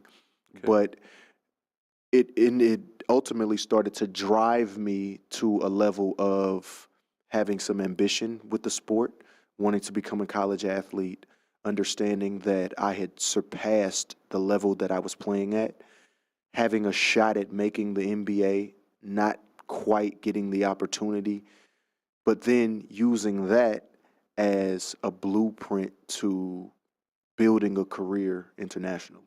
Okay, and the opportunity to travel and learn and everything else. I don't want to sound too, I don't know, evangelical about this, but you preach, and I'm using quote marks there around preach, but that it's about adopting the mindset of a professional athlete at work. If you want to transform results at work, the thing is, though, I would observe most of us don't have elite athlete mindsets. I certainly don't. I'm looking at you thinking, I wonder if he still does 100 sit-ups every morning when he wakes up. You do. I knew you would. How do you get that elite athlete mindset? How do you coach people to get that? So the first thing I always advise people to do, and especially when I'm doing one-on-one coaching, is to audit your life. When there are areas of weakness that you would like to improve, we have to have a realistic assessment of that. And then we build out who you are, what your habits have been, where you currently are, and where we want to go. Once you have a great, clear picture of that, once you find the clarity that you need, well, then we start taking, next steps of building out a system, building out a plan to get there. And then the actionable points are always the hardest steps to take. The young mentors that I teach, I tell them, listen, learning is one element, but applying is really what gets you over the hump. Yeah, okay. Yeah. No, that makes sense. One of the things that I would observe is the physical aspect of being a professional athlete. And I guess when people hear, athlete mindset, they're like, oh, he's going to make me, run 10 kilometers. He's going to make me do this. So what does that mean? What does it really mean when you apply an athlete mindset to business and to leadership? So immediately my mind goes to approach. An athlete normally has a very, very diligent routine when they wake up in the morning. It can vary. It can be meditation. It can be a workout. It can be reading. It can be something that stimulates your mind that you depend on every single day to get a small win each day. So, for example, myself, I cannot function throughout the day if I don't wake up at 5 a.m. and get a full body workout in the weight room or on the treadmill or running on the track, because it helps me feel like I achieved something early in the day. Okay. And that gives me the momentum to then knock out the priorities that I need to tackle. By midday, you feel like you've had a full day. Well, then that's where the progression takes place of, if that's generating leads and sales, if that's hitting a target that you've never hit before, you build out that routine first, hold yourself accountable to stick to that routine. After you start getting those small wins, your life almost falls in order to then allow you to knock out the priorities. Whatever your job is, whatever your goals are, you can start taking steps towards that. And I guess most of us maybe think we're not routine, but most of us have a routine. So there is that kind of repetition thing going on in our lives. And this is one of the things that you talk about, repetition, and that reps remove doubt. So how does repetition build confidence in the workplace in the same way as it does on the court or on the pitch? So in the workplace, I would say, let's take, we're in Dubai, so let's take a real estate agent, for example. Okay. It's extremely hard to generate consistent clientele. It's a tough job. Let's say you approach 10 clients this week and you get 10 no's. It's disheartening. It's, something that could shake your confidence. But if you allow that to keep you in a position where you don't continue to build momentum, then you will never progress in the way that you want to. You have to use the wins or losses as a building block. It's a repetition. When I say reps remove all doubt, it's about volume of how much you try. How many calls are you making? How many times can you fail? Because when you fail and you have the ability to assess those failures, well, you're not going to keep making the same mistake. You can evaluate the process of why you are missing so many shots. But also, continuous reps allow you to build the confidence in when, hey, no is just a word in the dictionary. It's not something that controls your emotions. It's not something that controls your ultimate level of outcome, because we all know that volume means you're going to get the result the more you try. But failure can't be the deterring factor in that, because we're all going to fail. I put myself in a position where I'm shooting 500 shots a day. My goal is to make all 500 shots. But if I miss 150 of those 500 and I shoot 500 shots per day, well, I'm still making much more than I'm missing. And it prepares me for the moment where it's time to close one of those big clients that would have said no to you 6 months ago, but you've changed your approach. You've assessed how you go about presenting your information, and ultimately you understand the process of how you start to close, just speaking in a real estate perspective. Okay, but no is just a word in the dictionary. It reminds me, Steph Curry came into my head then, and I watch him shoot, and I know he takes that approach. His kind of philosophy is kind of similar, I think, from what I've read, from what I've heard him say.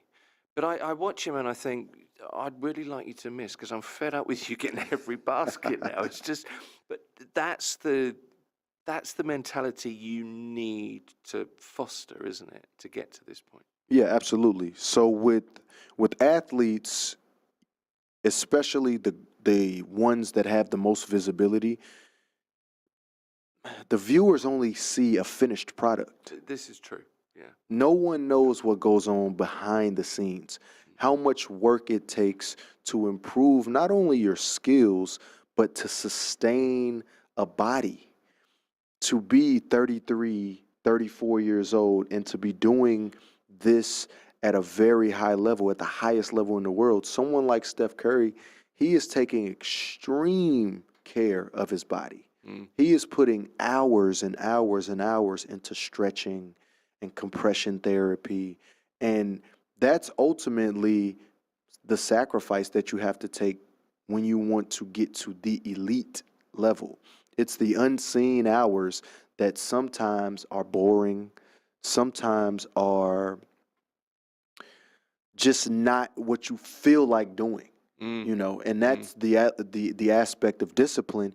It's being able to sustainably do what you don't feel like doing, but to gain the advantage, to gain the result in the long run. Because for athletes, the ultimate result is the playoffs or winning a championship, and you have to go through an entire marathon to get there.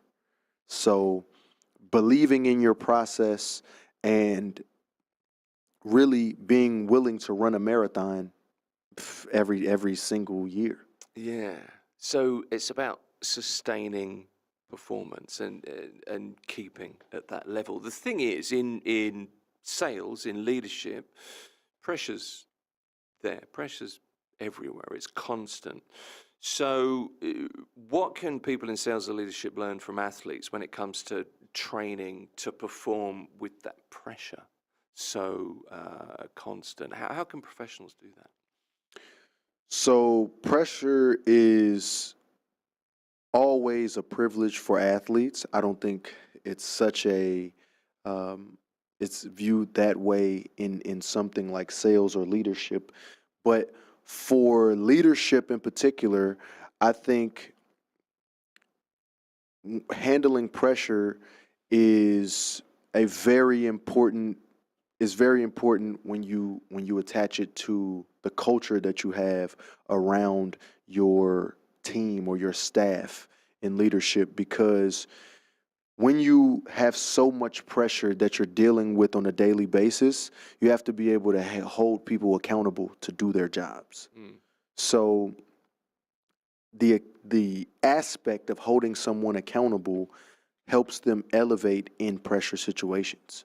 You know, having a clear mind to make decisions, being fully prepared in understanding the task at hand, whether that's research, whether that's statistics, you know, all of these things in the athletic space, they come to the forefront, which are unseen as well. When we talk about playing a game, it's not just you play the game on the court and it's a pressure situation because it's a big game.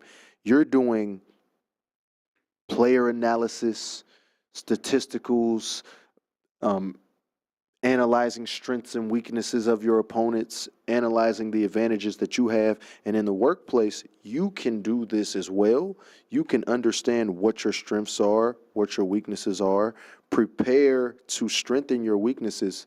So when those pressure situations come up, you're able to rely on a well-rounded kind of arsenal instead of only relying on their strengths. Because most of us as humans, we rely on our strengths and we use our weaknesses as, you know, crutches, or we avoid them altogether. So, you know, understanding your environment, creating a culture where accountability is acceptable and comfortable.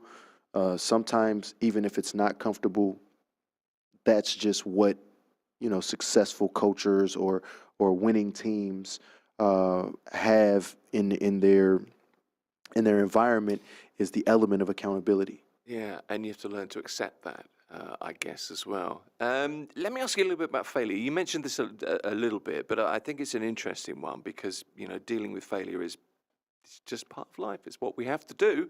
You've played internationally for 15 years, so I guess had some setbacks. How has failure shaped your career and how you face the next challenge, if you like? And if you could relate that to how perhaps leaders should or could reframe setbacks and use failure at work. Failure is a learning experience because it is impossible to expect the winning result or everything to be good all the time. It's a part of the process. The great aspect of failure is that you get to assess what went wrong. And there are many situations where there was one small detail that if you corrected it, you would have got a different outcome. And I think in the workplace, you don't hit a target in the first quarter. Well, you get to assess what went wrong there. This is something that you can sit down and assess individually because you always have to look in the mirror first and then apply it in a team concept or of a corporate concept where we get to go and watch game film on ourselves to correct those mistakes and improve.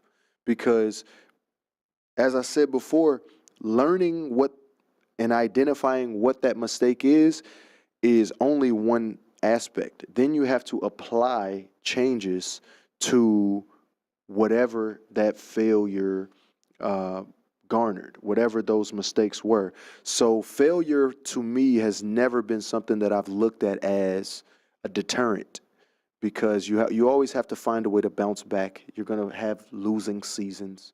You're going to have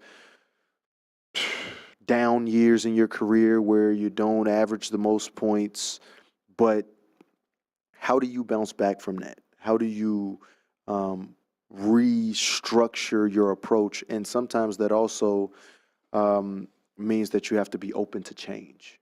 Sure, and this is when resilience, real resilience, we use the word resilience all the time now, and I think it's kind of lost impact in some ways, but that's when real resilience kind of kicks in. So one of your things I know is that mental resilience is maybe the greatest competitive advantage for a leader.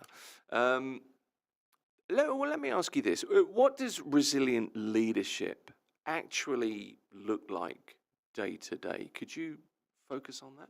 Resilient leadership now means, first of all, being able to remove your ego.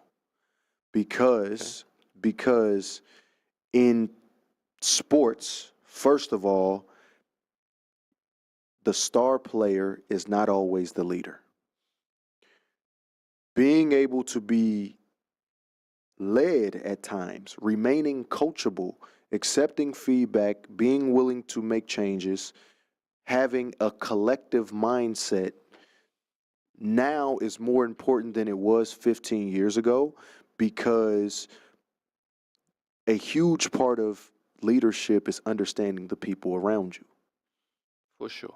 The staff and your teammates need to be seen, heard, and supported differently than they needed 15 years ago. There are elements of mental health. There are elements of skill set. People are smarter. They've evolved in different ways. And you have AI technology, so skill sets are even more apparently different. And sometimes having a collective mindset as the leader or the star means that you can take a step back for a week and allow someone else to run the show to get the result that everyone wants. The star player does not always have to be the leader. How can you create a better, a stronger, a more effective team culture where discipline and accountability are empowering rather than just plain old exhausting, Jez? First of all, you have to build relationships outside of the workplace. I would say camaraderie, interpersonal relationships, because when you feel like you know someone on a more personal level, on not just a corporate or just a sport level, you can hold them accountable, and it's less of a personal attack or feeling that they may feel. Many people take things personal. Sure. We all have egos, especially in high-performing environments. So I think that's one of the effective ways to do so. And just also leading by example, not asking someone to do something that they think you wouldn't do or that you haven't proven that you've done. Yeah. And once you can build those kind of relationships, I think you have a much more ability to be effective in that space. Yeah, it's much easier to get somebody to, I don't know, ask a question at a seminar if you get up and do it yourself first. Absolutely. If you kind of share the confidence almost, don't you?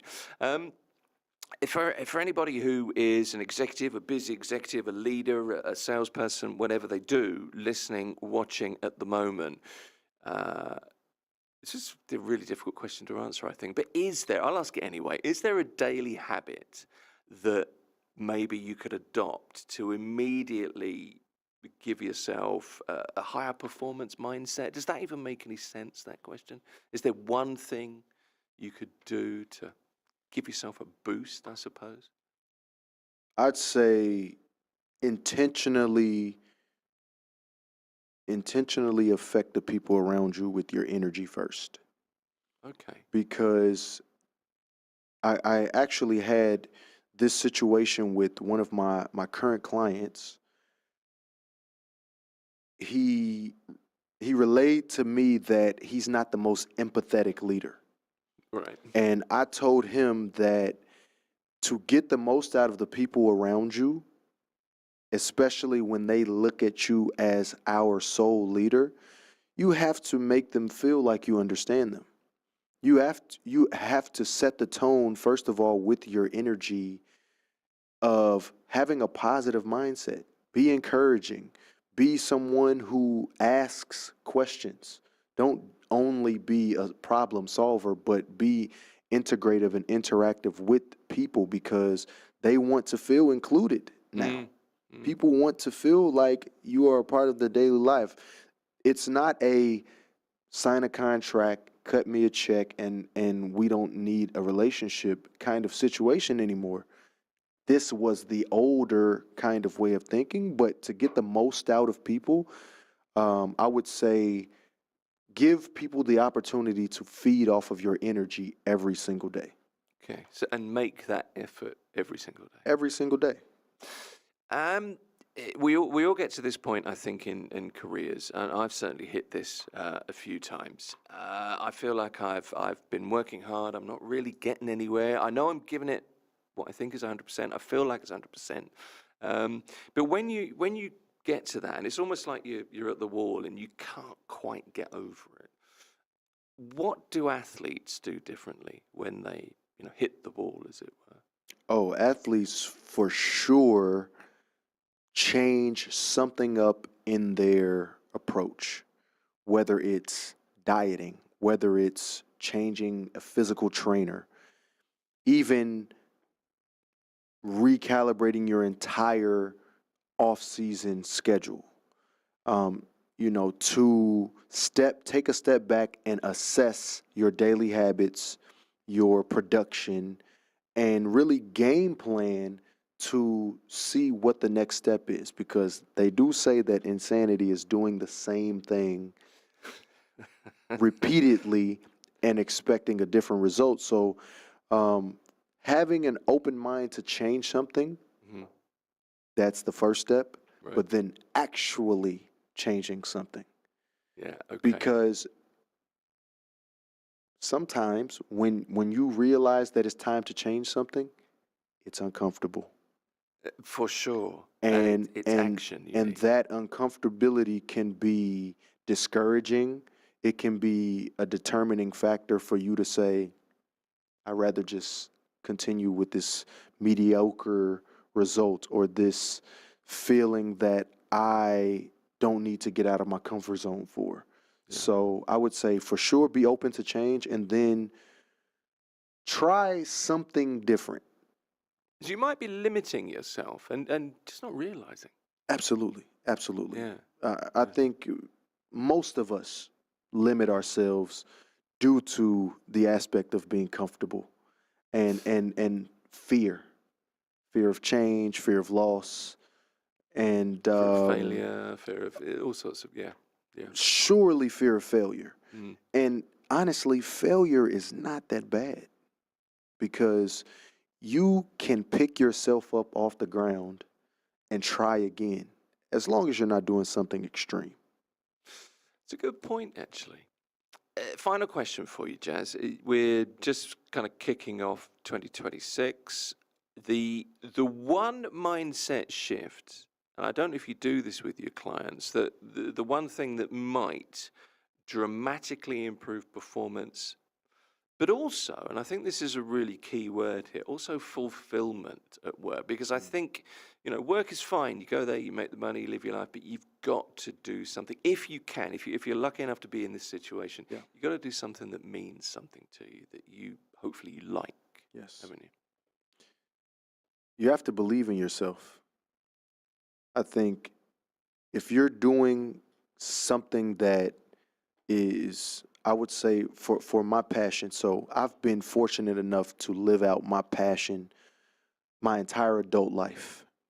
And I would say that if I didn't genuinely believe in myself to the point where sometimes I was delusional with how good I was, I would always think, I'm the best player on the floor no matter what. Sometimes you have to think that you are the best real estate agent in Dubai. You have to feel like you are the best CEO in your field. And that belief will allow you to generate energy that you may not have had. Because if you are truly ambitious, if you are truly looking to take strides in a way that you've never taken before, your mind has to be almost tricked a little bit to put you in a place of understanding that I can do this. And then you apply. This is the message I've got from you 3 times today. And it's the confidence and it's the ability to do it, but it's applying it. It's actually doing it. Yes. So that's the step, isn't it? Absolutely. That I suppose lots of us, I'm pointing at myself here, what am I that we're all kind of scared of, I suppose. Jazz Ferguson is a pro basketball player. He is a mental performance coach. I've really enjoyed talking to you. I don't often get a chance to talk about Muhammad Ali, so I thank you for that as well, but appreciate you coming in, Jazz. I appreciate you guys having me. This was great. It's good fun. It's Mira Business FM. This is The Morning Drive. Get in touch with the show. Tell us what you think on social media. Like and subscribe. Always appreciated. And remember, everything we do is available to listen and or watch again on the website, on YouTube, or wherever you get podcasts from. Just look for Mira Business FM. Mira Business FM, your daily guide to the markets, money, and more. It's The Morning Drive. It's Mira Business FM. My name's Tim Elliott, and I have news. There is a new program starting up soon here at Mira Business FM. It's going to be called Crossroads, and the presenter is Dr. David Tully. He is the head of media at Middlesex University, often a guest on this channel. He's based here in Dubai, and he's also here in the studio with me. It's very nice to see you. It's wonderful to see you. Thanks for having me back. May I wish you a Happy New Year? Happy New Year to you, sir. Look, it's the 12th. I shouldn't really do. It's never too late. Is it not? No. 12 days of Christmas, maybe 12 days of New Year. We'll call it that. So 12th night would be the 6th of January. So I I don't mean to pull you up there, David. I'm still suffering jet lag, so it's all just one big blur to me. Anyway. Counting is useful in life.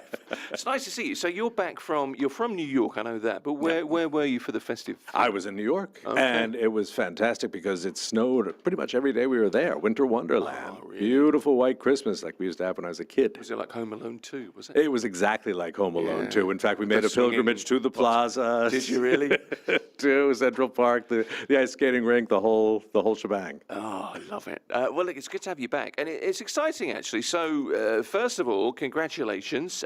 New show starting. I know there has been, I won't say too much because, I'd have to shoot you. But I know you've done a pilot. It stays in this room. Yeah, exactly. Just between you and me. So what will Crossroads be all about? Well, thank you again. We're super excited about it. And I'll be doing this with my co-host, Dima McAlsey, who is also teaching with me at Middlesex. But in addition to being a senior lecturer at the university, she is a filmmaker in her own right, a documentary filmmaker. And I have experience in writing, in script writing, and for television and film, too. So it's not going to be a strictly academic perspective. It's going to be people active in the industry talking about the entertainment industry. And with guests, not the two of us talking back and forth at each other each week, but each week with a guest tackling whatever the pressing news of the day is. And since it is Business FM, Mira Business FM, it will be from a business perspective as well. It is. So it's kind of the business of entertainment. I mean, there are so many facets to that. I don't really know where to start. But I suppose in lots of ways, you have kind of a blank slate, don't you? Because this is a nascent industry, really, in Dubai, in the UAE. Absolutely. It's fascinating. It's a fascinating time for the world media entertainment industry, but it's a fascinating time, of course, for it specifically here. And that's why we called the show Crossroads, too, because we're at a crossroads for the industry and the technology globally. Yeah. But this place is also a crossroads for so many cultures, for so many different people coming together from different backgrounds to create new stories. Yeah, I mean, if there's one thing about the UAE, it is a hub for kind of everybody, isn't it? At last count, somebody said to me the other day, 180 nationalities. Another person said 200. Somebody else said 215. So we're kind of back to counting, and I've lost count. I know New York has a reputation for being a big cosmopolitan city, not unwarranted. It does. And yet, as somebody who's from there, who's lived there many years, I've got to say, going back there and then coming back here, in a weird way, this feels more international, more cosmopolitan, actually. Do you know for that very reason that you just said. Well, it does. I use the verb exposed with under advisement, but you're exposed to lots more people. Your daily interactions. I'm digging a really deep hole. I'm not going to touch it, but your daily interaction. Yes. You meet so many different people from so many different places. It's one of the great things about living here, I think. It is, because you go back to New York and somebody's extremely rude to you, and not in a very bad way, but they're rude and you love it, and you're like, oh, I'm back in New York. But you get what you expect. Whereas here, you're constantly getting something unexpected. You're getting surprise. People are coming with a different framework and a different perspective. That's such a good way to put it, because I found that New York was I've only been there once, but I found it not rude, not on a front, but it was, let's say, direct. In your face, yes. Kind of in your face, in the same way as Paris seemed a little bit more, that was like that. In London, it's very, why are you talking to me? What, are you weird? Oh, yes. Sit away from I'll me. never forget. I lived for a time in Munich, and I made the mistake there of saying hello to people on the street. And I'll never make that mistake again in Munich. Yeah, they probably don't like just that. think, oh, he's an American. It'll be all right. He'll get over it eventually. He'll fit in at some point. Let me ask you a little bit about you, because I don't know if people, for anybody watching this, new show starting soon. It's going to be a weekend show. It's called Crossroads. But just a little bit about you, first of all. I know you obviously are a professor of media. You're based here in Dubai. But you've had your hand in a few screenwriting, script writing. I've written some films. Maybe the less said about them, the better. The scripts are good, though. Or at least they were at one point. Somebody has to say that, don't they?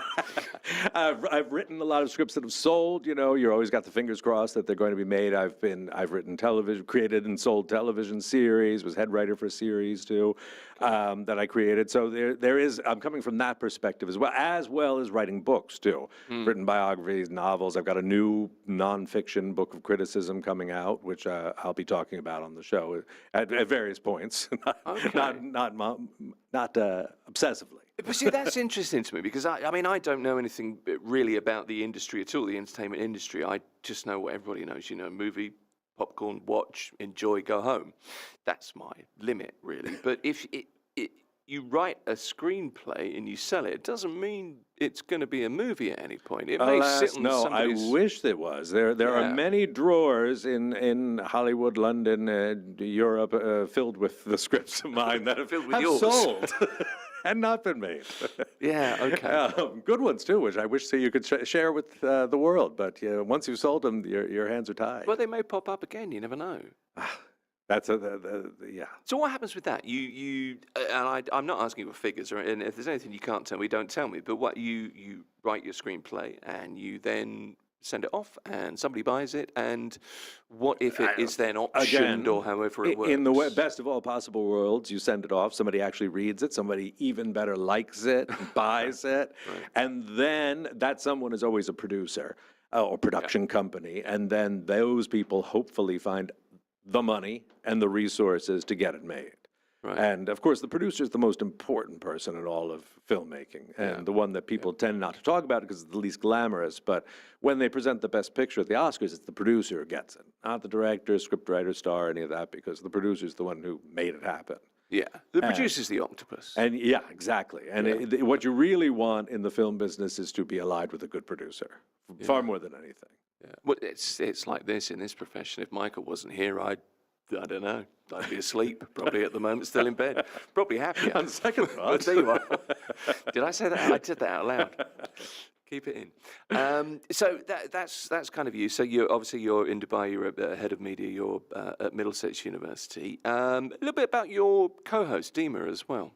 Well, Dima's a documentary filmmaker. I really, I wish I'd like her to introduce herself rather than me doing it, because I'm sure I'm going to say something and I'll go back and she'll be outraged at what I said, that it's all wrong. Very talented filmmaker, very documentary filmmaker. And she's great. Yeah, tops in her field.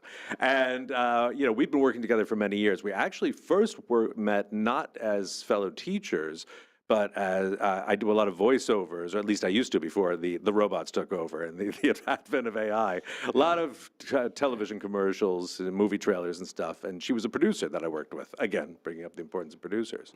So we've been working together for years. And my expertise is more on the writing side, the content side, and hers is as well. I'm not saying it isn't, but she's far more a tech person and far more savvy at the finance and the actual nuts and bolts of making the films than I am. So I think we're bringing two different perspectives to the field, which is what makes it useful to have both of us in the room with whoever our guest might be that week. Bizarrely, when you were saying that, I had this image of her putting the batteries in and switching you on. Does that... It's not too far off, especially as I get older. Not a million more miles gadgets away. It takes to run every day. Hey, whatever works, I think. Just a little bit more on the show. I know I don't want to keep you for too long, but I'm happy to talk about the business, the impact, I guess, of entertainment in this region as well. And we have a huge, wide, diverse demographic, and that's underplaying it. But that's really what you're going to be dealing with. Kinds of people that you're going to be speaking to.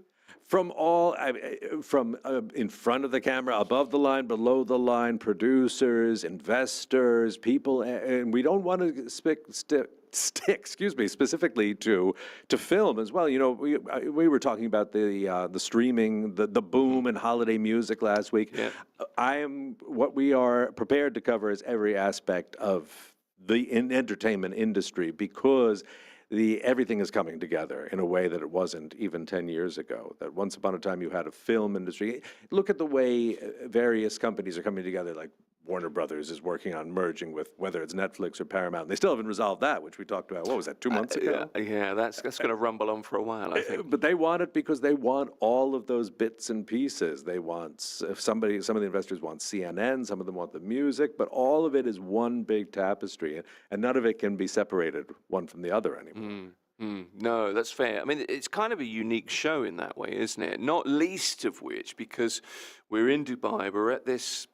This is so corny, but we are in we're at a cultural crossroads. We are. I mean, that's why I couldn't think of any other title for it. And, you know, the Robert Johnson song that we're using is the theme song that was written 100 years ago, but it's an anthem for where we're living at now, not just geographically, but philosophically, spiritually, the way things are going. And that's what we're focusing on, not the history, but the future, where we're going. That's really our focus all the time. I'm looking forward to it. I really am. And it's going to be podcast as well. So, look, all the best with it. Hope it goes well. Thank you so much. If anybody's listening now, wants to get in touch with you, then easiest way is info@mira.fm. Absolutely. We are ready and standing by. Love it. Dr. David Tully, Head of Media at Middlesex University, also the presenter of a new show at Mira Business FM.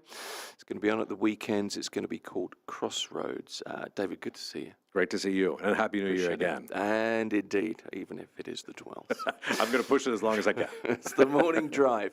This is Mira Business FM. Like, subscribe, always appreciated. Wherever you find us, get in touch, tell us what you think. Everything we do, you can watch, listen to again across social media.